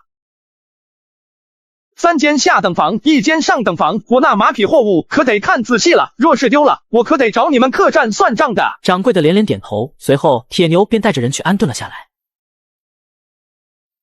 小厮，来4坛子好酒，上点下酒菜去驱寒。哎，好嘞。长安城外流民遍地，听闻昨夜便死了不下100人，都是活活冻死的。哎，也不知道陛下是怎么想的，竟将此等事情交给太子去干。怎么，你又有什么意见？我能有什么意见？只是见不得那么多百姓来啊，受冻罢了。我倒是觉得老程说的不错，这赈灾之事，只怕太子已经有些捉襟见肘了。听闻昨日陛下便已经召4殿下进宫，说是让4殿下去江南筹集粮食。你们消息倒是灵通，只希望他能尽快筹到粮草，不然这城外冻死的人只会越来越多。好酒，哈哈，这冬天喝酒就是舒服，一口下去浑身暖和。一旁的铁牛抱着孩子，被那壮汉的笑声吓得不轻，哇哇大哭了起来。小郎君，这孩子哭得实在聒噪，能不能让这孩子安静些？这位好汉，你们说话的声音也不见得不聒噪，孩子哭闹是时常的事情，都是在同一家客栈吃饭，何必如此强势？小郎君说的是，我一个大老粗倒是没想这么多，实在不好意思。小郎君不认识我了？原来是李郎君，近日可安好？没想到今日竟然能在长安见到小郎君，几位，这就是我当初跟你们说的那个分析突厥战事的大才呀。药师，这便是你说的那个大才？不错，当初虽与他有一面之缘，但却记忆深刻。而我驰援并州后，情形几乎如同他所预料到一般，张锦败于太谷，失了并州，我便在潞州与突厥展开了防守。既然是李兄的朋友，便是我等几人的朋友。小郎君可否入座喝上2碗？还带着孩子，就不喝酒了，倒是可以和几位聊聊天。不妨事，不妨事。来，小郎君请坐。小郎君此次前来长安，可是为了明年的春闱？能在这寒冬腊月前往长安的，大多是些要参加明年春闱的读书人。而李丽也认为铁牛是来参加春闱的。李兄抬爱了，我不会做文章，哪能参加春闱，连秋闱都入不了。如今来长安城，乃是得罪了人，逃出来的。哦，得罪了人？什么人竟让你背井离乡，逃到这长安之中？自然是世家大族。世家大族？崔家？没错，若非如此，我又怎会背井离乡？之所以来长安，是听闻当今秦王乃是贤明之人，想着若是能来长安，在秦王麾下谋份差事，好光宗耀祖。此话一出，几人的目光顿时变得诡异了起来。你当真是来投效秦王的？那是自然，几位可有门路？若是能帮在下，日后定有厚报。自己在长安城中没有什么人脉，若是能得到这几人的帮助，肯定能节省自己不少的精力。那你可知道当今秦王是什么人？这谁人不知，谁人不晓。当今秦王少年从军，曾去雁门关营救隋炀帝。唐朝建立后，官居尚书令，又武侯大将军，受封为秦国公，后晋封为秦王。先后率部平定了薛仁杲、刘武周、窦建德、王世充等军阀，又封为天策上将。在唐朝的建立与统一过程中，立下赫赫战功。敢问小郎君姓名？在下铁牛。敢问几位？在下李世民。在下程咬金、资之杰。在下长孙无忌。铁牛听到几人自报家门，一时之间愣在了原地，感觉自己耳朵是不是出了什么问题。眼前这个看上去27、8岁的青年就是秦王，这个大汉就是程咬金，而这个其貌不扬的中年男子是长孙无忌。那李丽又是谁？历史上好像没有这号人物啊，竟然能和这几人同桌而坐。在下李靖，字药师。这是李靖，大唐军神。想起来当初在巴陵时，李靖跟自己聊的好像就是他驰援并州之事啊。小人见过秦王殿下，见过李将军，见过程将军，见过长孙大人。小郎君莫要慌张，你说你要投效于我，可曾带投效之礼？在下确有投效之礼，只是不便在此处细说，不过定能帮得上殿下。小郎君，我观你身上气质，应是读书人。且不论你给殿下什么礼物，我这倒是有一难事。若是小郎君能说出个1、2、3来，倒也不是不能给小郎君一个机会。解说无妨。小郎君认为，当今长安城外这众多流民聚集，该如何处理？从城外入城，城外灾民我也看了，大多是关外的流民，拖家带口，想要解决此事，当以先解决2点：一是何以御寒，2是何以保富。可这2点现在都无法解决，朝廷没有多少粮食，而御寒之物更是金贵，朝廷也拿不出这么多的东西来。此事说容易也容易，说难也难。我在城外发现一物，可作驱寒之物，此物乃山中采集，些许便可燃烧一夜，可解御寒之物，而再让流民采集此物，卖给长安城中的富户，获得钱财，也可让灾民买粮食。几人听到铁牛的话后，陷入了沉思。紧接着，几人似乎是想通了什么一般，眼中皆闪过一抹异色。不知郎君说的是何物？当真？此物算得上是我的第一份投效之礼，当然前提是秦王能接下赈灾之事。小郎君若是所说属实，可入我秦王府，为我秦王府幕僚。此物便是煤炭，煤炭虽然有毒，但我有办法可以让煤炭成为无毒之物。此话一出，几人再次震惊。本以为铁牛只是哄骗他们，但看铁牛那一脸胸有成竹的模样，又不由得有些相信。当真能让煤炭成为无毒之物？既是投效之礼，自然是真。殿下若是有意，可命人去取些煤炭，明日我前往王府，将此物制造出来。好，哈哈哈！果然药师没有骗我，铁牛郎君真是大才。且不说这煤炭，就是这解决灾民的办法，也实属是上乘。即便没有煤炭，光是让灾民自给自足这一条路，便足以让罗郎君入我秦王府。不知铁牛郎君可寻得了住处？暂时还未曾寻得，不过我已命人去寻找了，相信很快就有消息。哎，大可不必，我在长安城中还有些许产业，名下府邸不少。郎君既入我秦王府，怎么说也是秦王府幕僚，这住宅一事便由我来安排便是。自己本就是想着先找一处地方住下，等接触到李世民后再做打算。如今人家主动给自己一个府邸，不要白不要，那小人便多谢秦王殿下赏赐了。几人又聊了一会，旋即李世民便带着几人先行离去。至于所说的宅邸，想来应该是得铁牛做出。天色刚亮，铁牛便来到了秦王府，而此时秦王正坐在院中，身边更是有2个穿着甲胄、神色冷冽的人站在身后。殿下，人已经带到。好，下去吧。铁牛见过秦王殿下。小郎君免礼，煤炭我已经寻到，还请展示先生的才能。还请秦王准备一些泥土，河边的干淤泥最好，也可用寻常泥土。再给我一把斧头。好。很快斧头便拿了过来，至于泥土便是从秦王府内直接取的。铁牛将这些煤块用斧头碾成粉末，又将泥土碾成粉末，二者以1:2的比例用水粘合而成，做成了一个个有孔的煤球。此物晒干后即可使用。李世民看着地上的煤炭，他有些不敢相信，这煤炭碾碎加上土，然后搅拌搅拌就能去除毒烟，这其中的原理他怎么也想不通。这就能去除毒烟了？殿下等待几日便能知晓。不过此物不过小道，我还有一物想赠与殿下，不知殿下可否屏退左右？何物？此物不可见光，还请殿下屏退左右。李世民犹豫了一下，但还是点了点头。你们都退下吧。不知道秦王殿下是否喜欢白帽子？我可亲自为殿下送上这顶白帽子。此话一出，李世民愣了一下，没意会铁牛口中的白帽子是什么意思，但很快他就反应了过来，脸色猛然一变，震惊地看着铁牛。大胆！你怎能说出如此之言？简直大逆不道！这白帽子，李世民当然想要，况且这大唐很大一部分都是他打拼出来的，如今却要拱手让给自己哥哥，而且父皇对他猜忌甚重，他现如今的处境几乎无异于被软禁在长安城，但真明目张胆的造反，他还没有这个想法。小人以为秦王殿下当得上这白帽子，不然我岂能从巴陵前往长安？秦王即便不为自己想，也得为这秦王府上上下下着想。若是太子继位，殿下与太子本就是同水火，你以为太子会怎么做？哼，我秦王府容不下你这尊大佛，你还是离去吧。来人，请铁牛郎君离府。说罢，李世民直接拂袖离去，只剩下铁牛站在原地。铁牛看着偌大的秦王府，哑然失笑。虽被李世民直接轰出了秦王府，但铁牛相信他很快就会回心转意的。郎君，昨日我来这方市，算是大开眼界了。这西市之内又分很多小的房，每一房经营的东西大多相似。昨日打探的那家店铺临近正街，库子位置是极好的，开价也算合理。咱们若是卖臭豆腐，定能大卖。对方开价多少？那人开价400贯，虽说比咱们在巴陵的府邸贵上几倍，但长安城寸土寸金，我问了好些店铺府邸，价格都比巴陵高许多。这时王权便带着铁牛穿街走巷，来到了一家有些空荡的店铺前。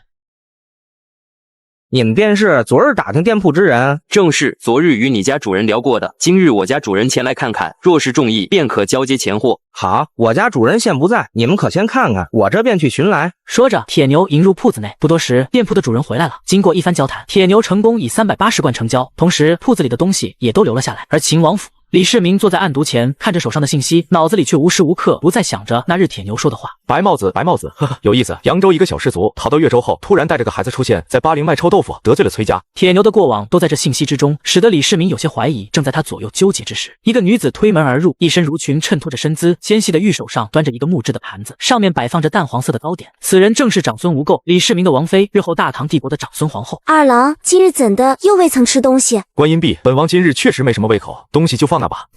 二郎可是有烦心事，不妨说与我听听。此事不是你一个妇道人家能知道的。长孙无垢闻言，目光却看向了李世民手中的那张纸，正巧看到了铁牛的名字。可是为了那日惹你生气的人，若是不喜不理便是。只是我觉得那人倒是大才，这有毒的煤炭都能变成无毒之物，说不定还会有其他奇特之物，也说不定。观音壁，你可吃过臭豆腐？听闻是巴陵之物，此物说是闻着臭，吃着香，倒是个稀奇之物。臭豆腐那是什么东西？豆腐就是豆腐，为什么叫臭豆腐？难不成是臭了的豆腐？这等腌杂物怎能食用？二郎若是想吃豆腐，我这便命人去买就是。那还是算了吧，今日倒是有些疲乏，给我揉揉。而此时铁牛也没有闲着，将原本酒铺里的酒全部提纯了一遍。成了，听闻武将都好酒，等下就给李靖和程咬金送去。有了这酒，日后在这长安城中自己做生意会安生不少。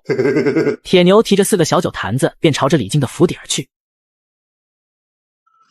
二位，我是来拜见李将军的，这是我的拜帖，还请转交给李将军。你可与我家郎君相熟？自是相熟，前几日与李将军同饮，今日特来拜会，还请二位通禀。旋即二人对视一眼，其中一人便朝着府邸内跑去。小郎君，请随我来。小郎君还请在此处稍等片刻，我家郎君还在后院习武，待会便到。不多时，李靖穿着一身较为单薄的宽衣出现在铁牛的面前。呵呵，铁牛郎君可是在京城之中安顿好了？安顿好了，所以这不是第一时间来拜会将军，这是我亲自酿造的酒，虽不是什么好东西，但还请将军收下。铁牛拿出2坛酒，将其放在桌上。李靖见铁牛带来的酒，原本以为是要求自己办什么事，却没想到铁牛真是来走亲访友的。铁牛郎君客气了，我听闻小郎君前几日被秦王赶出了秦王府，可是惹得秦王不满了。我也不知他满不满意，且等着吧。小郎君觉得还有转机？有没有转机我且不知，但却知道我所说之事，秦王现在还不感兴趣，不过我相信他很快就会感兴趣的。听着铁牛的哑谜，李靖也不纠结，铁牛能不能靠上秦王这棵大树，对他来说无伤大雅。二人聊了一会后，铁牛便离开了李府，朝着程咬金的府邸走去。你是何人？拜见我家主人所为何事？自是拜会程将军，还请二位通禀，并告诉程将军，我带了好酒，定能让他满意。好酒。守卫眯着眼睛看着铁牛手中的2坛酒，有些不屑。这几年想来程家攀高枝走门路的人多了去了，可从未见过有人只带了区2坛子酒来的。你这好酒，我家主人不收，我劝你还是快些离去。若是通禀我家主人，若是不见，你可少不了一顿好打。只管通禀便是，若是不见，我自有答谢之理。跟你说了，我家主人不收，你怎么不听了？来人，将此人打出去。此话一出，顿时周围几个守卫便拿起木棍，气势汹汹地朝着铁牛而来。等一下，别动手啊！铁牛脚下一滑，慌乱之间，整个人摔倒在地上，手上的酒直接哐当一下散落一地。而与此同时，只见程咬金从马车上走了下来，看着眼前这一幕，不由得眉头一皱。干什么呢？郎君，府上来了个逃犯的流民，非要强闯咱们城府，我们真赶人了。程将军，是我。这不是铁牛郎君吗？这是怎么回事？回郎君的话，我见此人是生面孔，又无功名傍身，为不打搅郎君，这才自作主张将人赶出来。从今日开始，你去给老子喂马去，要是把老子马再喂出什么毛病来，就直接回老家去吧。是。铁牛郎君真是对不住，我家都是些大老粗，下手肯定没什么分寸，还望铁牛郎君见谅。哎，浪费了这么好的酒，这可是难得一见的佳酿啊！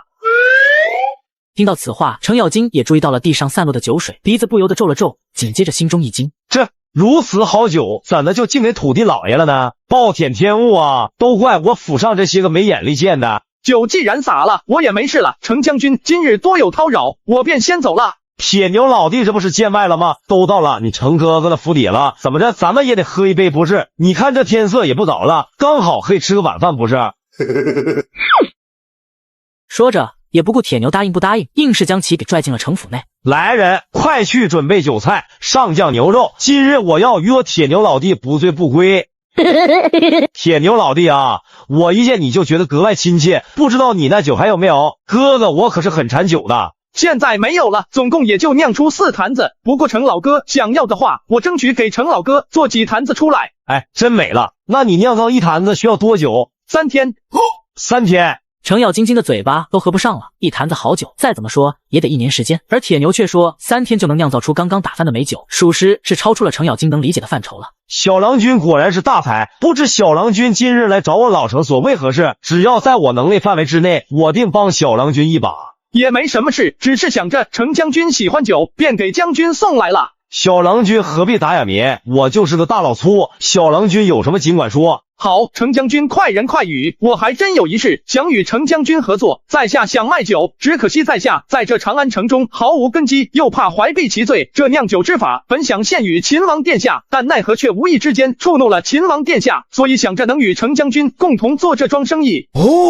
程咬金没想到铁牛竟然是因为这事，他还想着开口找铁牛要秘方，没想到他自己就提出来了。哈哈哈，自无不可。小郎君能有这手艺，我自然答应。既如此，小郎君想要几成盈利？3七分。我7你3，这生意不错，我同意了。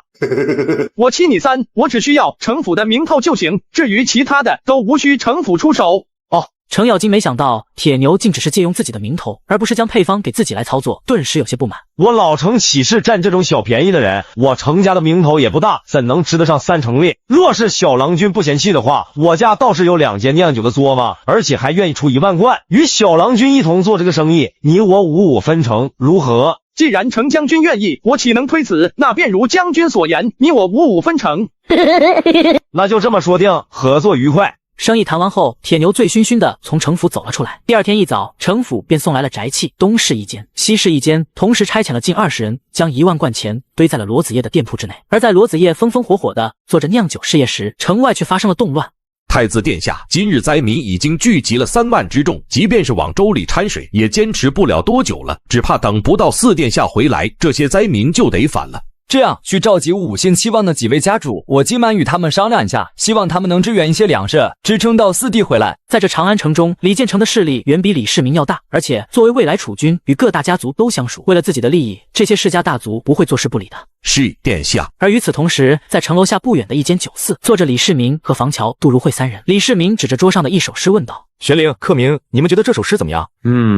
当是佳作。这后面一句“霜叶红于2月花”，当得上彩。不知这诗是何人所作？是极，此人必定是大才，若能纳入殿下麾下，定能助殿下一臂之力。可此人身无功名，也无名望，而我如今也不过是笼中困兽，要此人又有何用？笼中困兽更应积蓄力量，日后必定有冲出牢笼，化为猛虎之日。那你们的意思是当收入麾下？倒也不是不行。呵呵，走，本王请2位去吃美食。李世民心情大好，困扰多日的问题总算是做出了决定。不多时，3人便来到了铁牛的臭豆腐铺子前。这便是臭豆腐，黑黢黢的，味道倒是也不算太臭，倒是里面的咸菜看着不错。不过这铺子的风格倒是别树一帜，一个卖小食的摊子，竟布置的这么好看，是下了大功夫的。李世民夹起一块臭豆腐送入嘴里，咸菜、料汁和配菜的味道一同迸发出来，使得李世民眼前一亮。不错，难怪能在巴陵出名，这臭豆腐确实不错。这臭豆腐当真这么好吃？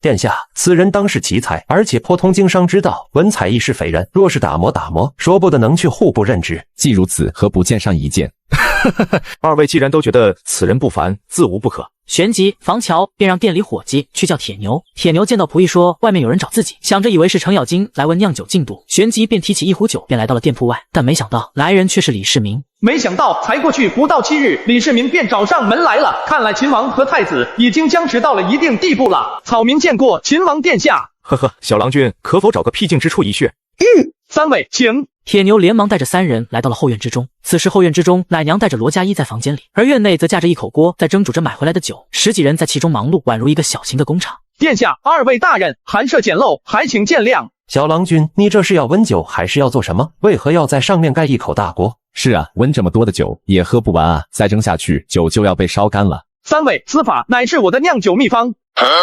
酿酒秘方，这不已经是酒了吗？难道煮干的酒会更好喝？殿下，既然几位好奇，不妨今日便在我这喝点，正好可以与殿下商谈。好。旋即，铁牛将3人带到了自己隔出来的一间小院子里。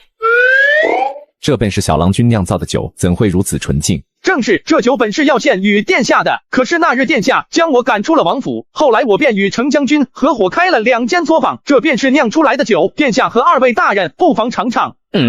跟程咬金合作的，而且这玩意感情还是打算献给自己的，现在被截胡了。我今日也只是路过来看看你。对了，那日你做的煤炭却有其效果，我已经命人将长安附近的煤山给买了下来。那殿下的意思是考虑清楚了？铁牛淡笑地看着李世民。李世民闻言，端起酒碗，望先生与本王共谋大业。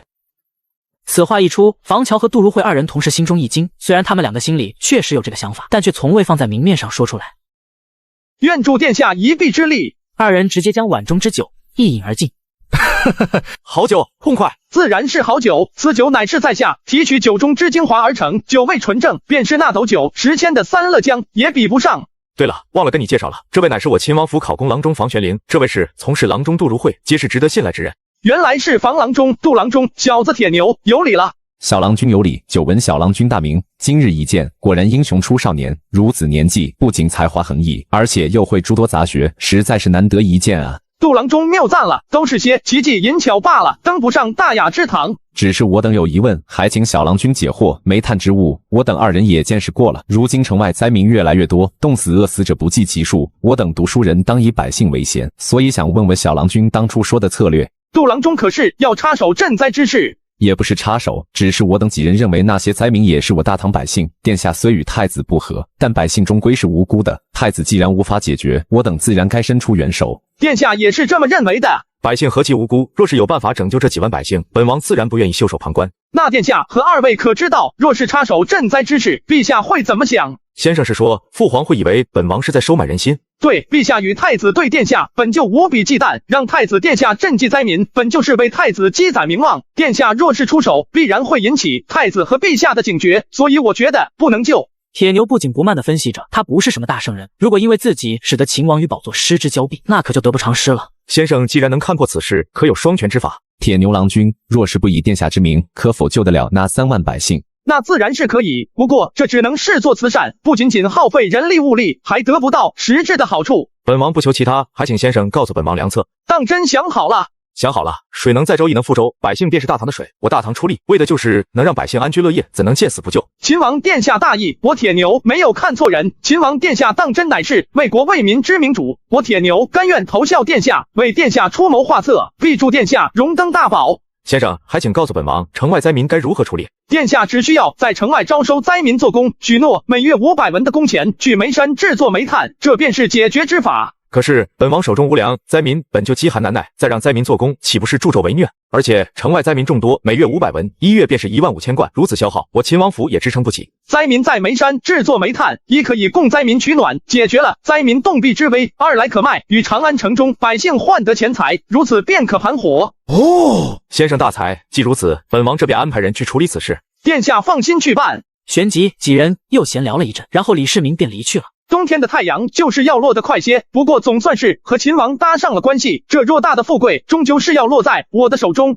长安城外，李世民带着铁牛走在煤山的工厂之上，而在不远处的一个棚子里还摆着一口大缸，此时不少人正拿着碗排着队等待着发放粥水。先生，本王以长孙家的名义，已经召集了一部分的粮商，筹集到了1万担粮食，如今煤山已经开始运作了起来。不过虽然有粮食，但这些灾民却并不好管理，开工几日了，除了少部分身体健壮的灾民在生产煤炭，大部分的灾民都是老弱妇孺。现在煤山之中生产的煤炭，除了供应煤山所需，每日只能产出500担左右的煤炭。殿下宅心仁厚，但无规矩，不成方圆。既然是来这煤山做工，这些老弱留在此处却并不妥当。先生的意思是要将这些老弱赶走？并非如此，殿下可根据这些人的特性做一下分工，而且殿下不应该在此处设立粥棚，而是将粮食放进仓库，前期可按照每家每户出工人数领取粮食，这样既不会让灾民们吃白食，又能提高煤山产量。至于销售煤炭的问题，秦王殿下不妨可先将这些煤炭往皇宫里送些，还有就是朝堂诸公和世家大族这边也可以送点，而且煤炭的价格需比市面上的木炭要高3成。高3成？现如今长安城中的炭已经是一个天价，若是再高3成，那咱们这煤炭不得200文一担？世民瞪大了眼睛，煤炭可比木炭要实些，一斤煤炭和一斤木炭的体积完全不一样，一斤煤炭可以装半筐篮子，而一斤煤炭可就只有2个土疙瘩。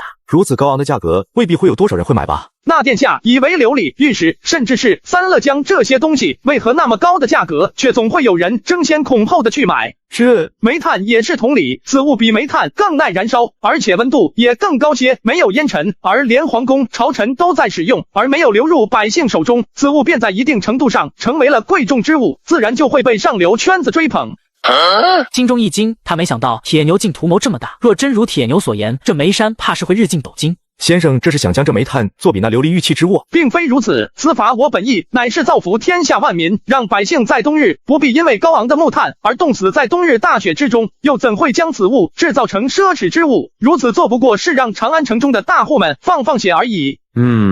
旋即，铁牛将自己心中的计划跟李世民说了一下，大概就是让李世民先以高价售卖煤炭给城中大户，同时也不必防着人打探煤炭秘方。太极宫内，李世民命人端来了一个火炉。父皇，如今冬日严寒，父皇在这太极宫批阅奏折，儿臣看着着实心疼，偶然得了一取暖神物，特来献与父皇。李渊坐在案牍前，怀里抱着一个暖炉，看着李世民让人搬过来的东西，皱眉道：“你在秦王府就是忙着这些东西。”回父皇的话，儿臣近日在秦王府闲来无事，便做了些小玩意，这东西便是儿臣所做，冬日取暖十分合适，比之木炭更胜一筹，在这桌前坐着，比暖炉更加舒服。李渊一双眼睛死死地盯着李世民，并没有回答李世民的话。就这样，太极宫之中气氛极为凝重，落针可闻。世民有心了，此物倒是新奇，这枚石镜也能去毒，既如此，便摆弄好，朕试试。听到此话，李世民这才感觉压在身上的石头松了下来，赶紧命人将火炉摆弄好。很快，一张烤火的桌子便成型了，四方桌带着椅子，上面放了布，将炉子里的热量全部包裹在桌子之内。好，这玩意倒是不错，还有这椅子，若是能躺着就更好了。这煤炭之法确实不错，这一炉煤炭能燃烧多久？若是只用于取暖，能燃烧2个时辰；若是用来煮茶，则可用1个时辰。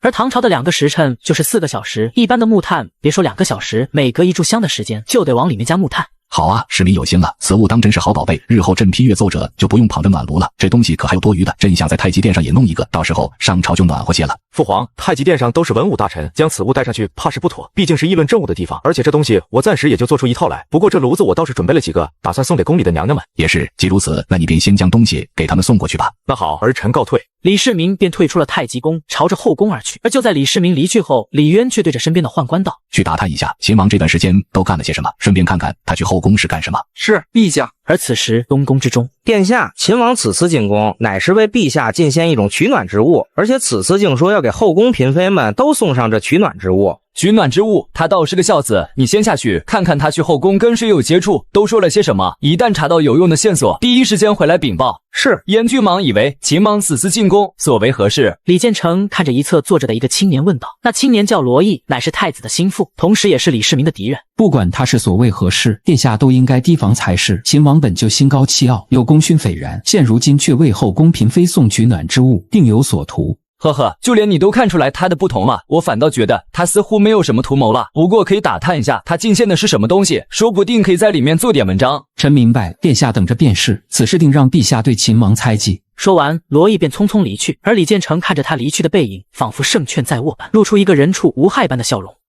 果然还是不行，难道是太薄了？而且打磨的精度也不够。先生，秦妃请先生去王府商谈要事。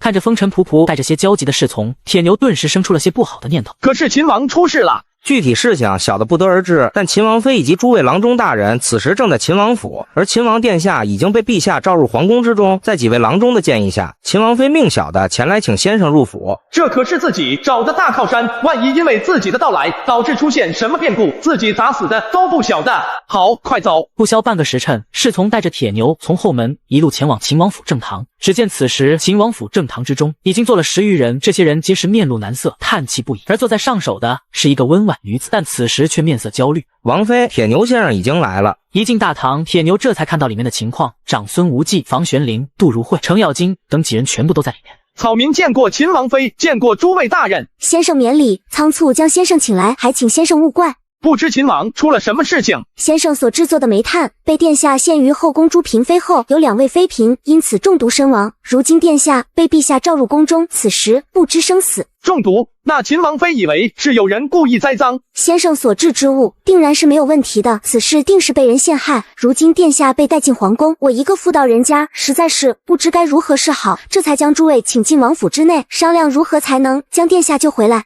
小郎君，此番是我提议请你来的。现在皇宫之中情况尚不明朗，秦王殿下的安全我们也不知道。但设计陷害之人虽未必会害了殿下的性命，但也会让陛下更为猜忌殿下，从而削弱殿下的势力。所以我们是想问问小郎君，可有什么办法证明殿下所献的煤炭都是无毒的？长孙大人，还是先跟我讲讲对方是如何陷害殿下的，我们对症下药即可。后宫之中有2位嫔妃因夜间天凉取煤炭供暖，第2日便暴毙于宫中，而据仵作检验，乃是死于煤炭中毒。而整个皇宫之中的煤炭都是秦王殿下所献，有人说是殿下故意在无毒煤炭之中放了有毒煤炭，导致嫔妃中毒，甚至是毒害陛下。听到此话，铁牛不由得心中一震，这帽子可扣的不小，而且对方很聪明，没有说秦王进献的煤炭有毒，而是说秦王在无毒煤炭之中掺杂了有毒煤炭，听着确实是一个好的理由。诸位大人且稍安勿躁，我想后宫的嫔妃并非是煤炭中毒，或许是有人下毒，又或是有人提前使用了可以让人安睡的药物后，在殿中燃烧有毒煤炭，从而导致的煤炭中毒，此乃谋杀。为何如此说？还请王妃命人去取些未处理之煤炭来，我想王府中应该是有些的。旋即，长孙无垢便让人去拿了些煤炭过来。此物上面附着了许多灰尘，一旦燃烧，便会散发出滚滚浓烟和尘埃，致使整个屋子都充斥着浓烟。寻常人还没等到中毒，便会受不了，从而逃出去。说着，铁牛便将一小块煤炭放进火炉之中。果不其然，只见那一小块煤炭在火焰的燃烧下，开始燃起一点点黑色的烟雾。就这一小块，便已经有些许浓烟，而若是多放些，这煤炭的浓烟便会熏得人根本睡不了觉，更别谈用此物杀人了。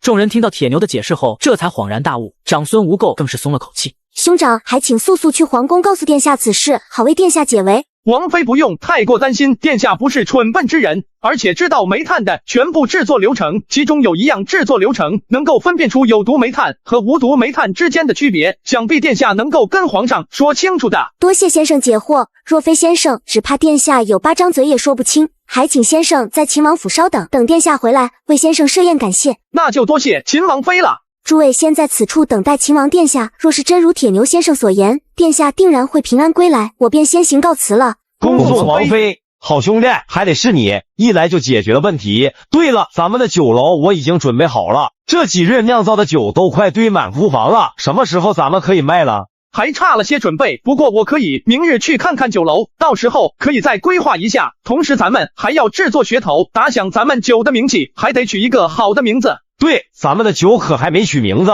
要不就叫天下第一酒，或者干脆叫300府如何？毕竟那三乐江也有个3字不是？我看叫程家酒也不错。这名字不错，哈哈，就叫这个名字，还是贤弟大方。这程咬金还真不傻，只是有时候装傻倒是真的。不说笑，名字我已经想好了，叫长风酒，而且我还为其赋了一首诗。哦，什么诗？呵呵，不急，真义兄，既然今日秦王府要设宴，不如今日便让人先抬些酒来这秦王府，与众人分享如何？铁牛老弟果然聪慧，我这边安排人去。先生倒是与知节相熟得很啊！今日看来，我等倒是有口福了。先生的美酒，我等可是已经眼馋许久了。二位郎中说笑了，什么美酒，不过是瞎琢磨的。诸位都是大唐的肱骨之臣，哪能没喝过好酒？哈哈，对了，先生，我给您介绍一下，这位是尉迟恭，咱们都叫他老黑；这位是张公瑾，这位是独孤雁云。这便是你们所说的那个奇才。今日一见，果然是个小郎君，如此年纪便能得到殿下赏识，当真是少年奇才啊！小子见过3位大人。独孤雁云玄武门之变后，被封为了幽州都督、溧阳郡公，而且还娶了安康公主的。不过后来死在了与突厥的战争之中。而张公瑾，唐朝的开国将领，深州刺史张世儒的儿子，后来更是跟随李靖灭了东突厥。而尉迟恭更是一位彪悍的武将。这一屋子都是日后的国公凌烟阁之中的人物。小郎君，听说你与知节合伙做酿酒的生意，现如今可开始卖了？还没有，不过今日应该能喝到，等再过几日便可在长安城中售卖了。哈哈，那感情好啊！我可是听知节吹了好多天了，每次我找他要，他都说没有。若不是我不认识你，早就找上门了。我倒是想要看看小郎君这酒值不值得知节这么吹嘘。那今晚几位便可以尝尝了。直到天色接近黄昏时，李世民跟长孙无忌2人才从宫中回来，而此时程咬金已经将酒都搬到了大堂之内。诸位，今日之事已经查清楚，乃是宫中宫女所为。不过大家应该也都知道这是怎么回事，有人已经开始动手了，大家在外要多有提防，不要再被人抓住把柄。殿下，既然如此，我等是否也要做些准备？不可，如今临近年关，我等又非文臣，不可参与其中。今日诸位都在此处，本王设宴，感谢诸位相助。今日可是有知节带过来的好酒，诸位可莫要错过了。开宴吧！一时之间，秦王府内酒香四溢。好烈的酒！诸位觉得这酒如何？这酒可是难得的美酒，若非是殿下酒宴，我老程可不舍得拿出来。呵呵，知节就你能吹，这酒不就是铁牛小郎君量的吗？嘿，铁牛老弟可是跟俺老程合伙的，我的就是铁牛老弟的，铁牛老弟的就是我的。好，我不跟你争。小郎君，不知这酒叫什么名字？何时售卖？这酒叫长风酒，我铁牛老弟可还为此酒赋了一首诗呢，这名字就出自这酒。哦，子夜兄弟会作诗，不妨说来听听。我哪会做什么诗，都是些登不上大雅之堂的拙作。若是污了各位将军的耳，那可就是我的过错了。小郎君何必自谦？我等可是知道小郎君的才华了，也想见识见识小郎君的新作。小郎君不妨说来听听。对啊，小郎君莫要自谦，快说来。既如此，我便献丑了。金樽清酒50千，玉盘珍羞值万钱。行路难，长风破浪会有时，直挂云帆济沧海。此事一出，众人呆愣在原地，一副不可思议的看着铁牛。自己如今的处境，不正似这诗中的艰难？如今确实是拔剑四顾心茫然，自己被召回长安，如今近乎踏进泥潭之中，前方之路何其艰难，但终有一日，自己一定会长风破浪，完成心中的目标。此事先生当得我等一敬，诸位举杯，愿诸位长风破浪会有时，直挂云帆济沧海。随着铁牛这一首诗开局，整个酒宴变得热闹了起来。酒宴结束，众人皆喝得酩酊大醉。冬日屋顶上冷风拂晓，李世民静默地看着前方的黑暗，心中想了许多。一路走来，意气风发，然现在太子为了那个位子，多次置自己于死地，而父皇也忌惮自己，时时提防，跟着自己的这一干兄弟，如今壮志未酬，心里着实不好受。殿下有心事，会成功吗？若不是遇到你，我还真下不定决心。殿下以为是遇到我才下定决心的，难道殿下心中就从没想过？先生说的也是，只是总归下不定决心。我看殿下心中早已有心，只是缺了临门一脚。殿下当初寻我，也不是因为煤炭或者是诗，而是因为我捅破了殿下心中的那层窗户纸罢了。不然以那煤炭，殿下顶多赏赐个宅子，又怎会叫我一黄毛小子先生？李世民默然，铁牛的话似是有击透人心的魔力，每一句都说到了他的心坎里。叫铁牛先生也确实如他所说，因为铁牛就是他的借口。铁牛的诗虽在秦王府的宴席上大放光彩，但终究是诗算了。秦王心中太过敏感，严令众人不得将此事泄露半分。铁牛也是无可奈何，跟程咬金商议了一下，改了名字叫烧刀子，同时附上来另外一首诗：得即高歌诗即休，多愁多恨意悠悠。5日后，长安城东市外的平康坊，一家名叫烧刀子的酒馆正式开门，而李世民的煤山在铁牛的操作下已经覆盖了整个长安城，木炭的价格也因为煤炭而成倍的下降，长安城再次下起了雪。铁牛在自己府邸内看着眼前这个小奶团子，正颤颤巍巍的迈着自己的小短腿往自己面前走来。哈哈，你个小家伙，终于也学会走路了，真是不容易。郎君成了，东西做成了。显微镜成了。是的，郎君，今日我们在拼装琉璃时，发现了郎君说的东西，真的在这里面看到了可以动的小东西。好，是谁做出来的？回郎君的话，是小的做出来的，而且这次的尺寸和研磨材料厚度和镜片间距，小的也一并记录了下来。好，下去领赏。多谢郎君，多谢郎君。不过小的想留在府中。好了，拿回你的奴气，日后便在府内当个护院吧。而铁牛也没停留，叫来奶娘将罗家衣带走，而自己直接朝着孙思邈的医馆而去。小郎君可是有哪里不舒服？孙大夫，那日答应你的东西，我制作出来了。这就是能看清楚那什么菌的神物。是细菌，您将眼睛对着这头，然后一只眼睛看里面的东西。孙思邈接过显微镜，在罗子夜的讲述下，看到了里面蠕动的东西。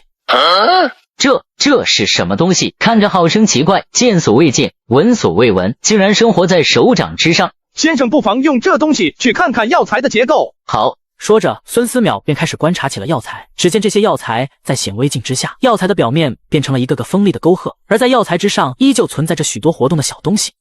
这就是细菌。没错，我们这个世界上存在招数之不尽的这种东西，随处可见，不只是手、药材，甚至是水、是粮食上都有。那我们岂不是每日都会吃这些东西？呵呵，倒也没错，不过我也不是很了解这些东西到底有什么用，这些小东西又是什么，又对咱们人体产生什么变化，还得孙大夫您自己去查看。如此神物，你当真要送给我？这可堪称是仙气般的存在。我将此物赠与您，也并非是一无所求，而是此生物唯有您才能将其的作用发挥出来。此物可用作医学之用，可以福泽后代子孙。小郎君大恩，孙思邈没齿难忘。孙思邈在此代天下万民拜谢小郎君。孙大夫，既如此，此物便托付于您了。日后大唐百姓是否能走出病痛折磨，就靠大夫了。东西已经送到，我便告辞了。孙思邈必定不负小郎君期望。孙思邈看着铁牛离去的背影，心中甚至感激，暗暗发誓要将此物发挥最大的用处。而铁牛也没回府邸，来到了东市购买春节前的东西。时间过得很快，除夕当日，长安城因为春节的缘故，倒显得没那么阴冷，家家户户挂起来灯笼。对联挂好点，怎么东倒西歪的？往左一边多了，往右来一点少了，再往右。王权依旧处理着罗宅之中的琐事，铁牛抱着罗家一坐在后院之中晒着太阳。这么快就过年了，小家伙长得是越来越胖了，也不知道家里人都怎么样了。铁牛心中黯然，穿越这件事情猝不及防，也不知道在那个世界里自己是活着还是死了。家里人过年会怎么样？爸妈今年过年会不会孤单？深深的无力感涌上铁牛心头。直到夜深，罗宅门口摆放着一堆的鞭炮，王权将一个火把递到铁牛手中。郎君，除夕要点鞭炮，鞭炮一响，驱散除夕，明年会更好的。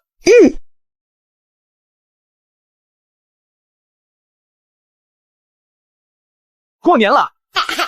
直到年初六，铁牛带着礼物分别拜访了秦王、程咬金和李靖。接下来的一段时间里，铁牛混迹在长安城的铺子里，臭豆腐店开了4家，加上和程咬金合作的酒坊，近乎做到了日进斗金的地步。武德9年5月，长安城看上去虽然风平浪静，但实际上暗流汹涌。先是尉迟恭被李元吉诬陷入狱，不过好在被李世民保全，而后李元吉又诬陷程咬金，致使程咬金外放为康州刺史。接着房玄龄、杜如晦2人又被弹劾，都被调离长安。如今李世民在长安城中可谓是越发的岌岌可危了起来，几乎没有什么辅佐之臣。端午节这天，铁牛则抱着小奶团挤进人群之中，钻进了一家酒楼，上了2楼，径直去了一间包厢。而此时这包厢之内已经坐了2人，李世民和长孙无忌。见过殿下，长孙郎中。先生来了，请坐。殿下此次叫草民过来，可是太子要动手了。先生怎会得知这个消息的？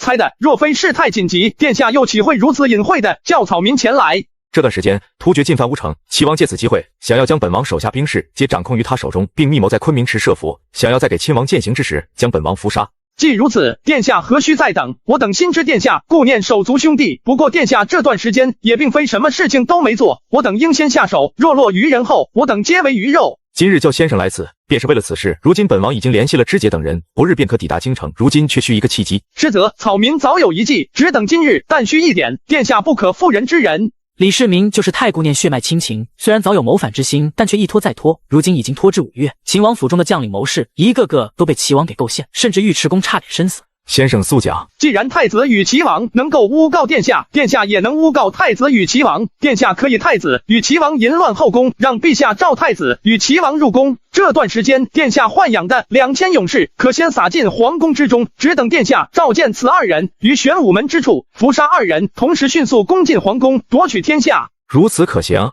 殿下也不必急于一时，此密奏的等太子与齐王步步紧逼，到陛下也觉得有些过了时，方可让陛下信服，如此才可让陛下彻查此事。为今之计，还是等诸位将军和郎中幕僚们都聚入长安再说。可是这时机何时才到？若是等不到，我等便失算了。殿下放心，草民夜观天象，不日太白将见于秦地，想必那时殿下定会被陛下召入宫中，此时便可掩面哭泣，与陛下言明太子与齐王想要谋反的心思，同时告诉陛下此2人淫乱后宫，届时陛下定然大怒。先生还会看天象？李世民有些诧异，自古以来谋臣看天象以诸葛亮草船借东风而闻名。不敢说绝对，但近来却有预感天象将至，殿下只需耐心等待便可。若是1月后天象未至，我等便只能殊死一搏。好，如此，本王便听先生所言，不日知节等人便会回长安。本王现在身份敏感，倒是免不了要在先生府上叨扰。草民知道，定不负殿下之托。旋即2人开始规划接下来的安排，要将哪些人召回长安，同时也要提防太子和齐王，以防2人提前动手。6月初3，太极宫中，李渊看着手中的密奏，一双冰冷的眼睛死死地盯着大殿之中的复议。当真如此？回陛下的话，虽说寻常年间也有太白金星的出现，但如此频繁的2次太白金星同时出现在秦王封地分野之上，这是秦王应当拥有天下的征兆。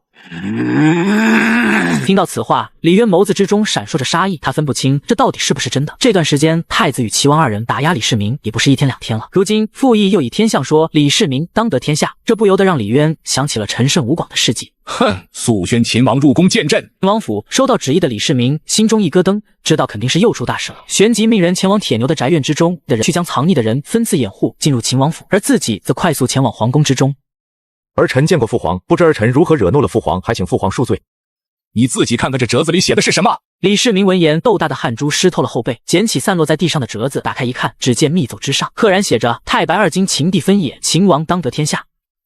父皇明鉴，儿臣万万不敢生出如此之心，这定是太子与四弟知道儿臣发现了他二人的烟杂事，所以才设计陷害儿臣。父皇，此乃儿臣发现关于太子与四弟的烟杂事，还望父皇查看。李渊闻言，眼睛微微一眯，实际上他心中也清楚，此天象之事不过是太子与齐王为了构陷李世民所做，毕竟他身为帝皇，又怎会不知道天象之说？这些东西无非就是糊弄人的罢了。呈上来。拿到奏本后，李渊翻看了一下，一开始眉头紧锁，但越看下去，李渊心中的怒却越是翻涌。这上面记载的事情都是太子与齐王淫乱后宫的证据，而且每一条都很详细，几乎就是铁证。儿臣丝毫没有对不起皇兄和皇帝，现在他们却打算通过天象杀死儿臣，这简直就像要替王世充和窦建德报仇。如今我快要含冤而死，永远的离开父皇，魂魄归于黄泉。如果见到王世充诸贼，实在感到羞耻。朕这个二子少年从军，儿时也甚是乖巧，何曾如此痛哭流涕？若非是被逼到绝境，心中诸多委屈，又何至于此？唉，朕明日便调查此事，你应该早与朕说的。再怎么说，你也是朕的儿子。父皇为国事操劳，儿臣岂敢为此事叨扰父皇？皇兄皇帝也是至亲血脉，若非被逼至此，二人也不愿揭露此事。好了好了，既如此，此事便罢了。你先回去，朕密奏，朕明日便叫裴寂等人查验此事。多谢父皇。李世民胆战心惊地从太极宫中离开，踏出太极宫的一瞬间，李世民只感觉自己的腿都在发软，同时心中也暗自震惊，这一切竟然都如铁牛所预料到一般。李世民回府后，皇宫之中发生的一切也一字不落地传到了太子与齐王二人的耳中。张婕妤所说之事当真？自然，不过这也就是二弟为了破解太白今天而扯出来的东西。这种事情便是给裴寂这些人去查又能如何？难道他还能查出什么来不成？大哥，此事我看父皇是偏向二哥的，若是我等二人前去，万一父皇发怒，将我的差事给了二哥，那咱们的谋划可就泡汤了。不若我二人称病不朝，只需要再拖几日，等到大军开拔，我二人杀了二哥，夺取皇位，到时候还不是咱们说了算？而且根据我所知道的情报，二哥虽已无将才，但瘦死的骆驼比马大，他如今诬告我二人，怕不是要鱼死网破。长安城中设防严密，鱼死网破，就他现在这模样，能干什么？长安城中的军队可不是摆设，你何必如此惧怕于他？可是没什么可是，他现如今不过是案板上的鱼，只有任我们宰割的份。若是让人知道我二人因为这么一件小事便不上朝，岂不打自招？明日照常去，不要以人怀疑。李元吉见劝不动李建成，想了想，也觉得没必要这么小题大做。况且李建成说的也对，若是明日不去的话，李世民的密奏，自己二人岂不是不打自招？秦王府内，长孙无忌、尉迟敬德、房玄龄、杜如晦、宇文士及、高士廉、侯君集、程之杰、秦叔宝、段志玄、徐突通、张世贵、铁牛一众人聚于秦王府中，气氛凝重。在场之人知道时机已经到，成败在此一举。诸位，明日玄武门下，拜托诸位了。定不负殿下之托。喝完酒，李世民将手中酒碗摔在了地上，清脆悦耳的声音似是离别之音。众人见状，一个个接连将酒碗摔在地上，破釜沉舟。大哥，我总感觉有些不妥，此处为何如此安静？不对劲，我感觉此处有埋伏。四弟，速走！大哥，四弟去哪呀？带我一个。不好，真有埋伏！四弟，速走！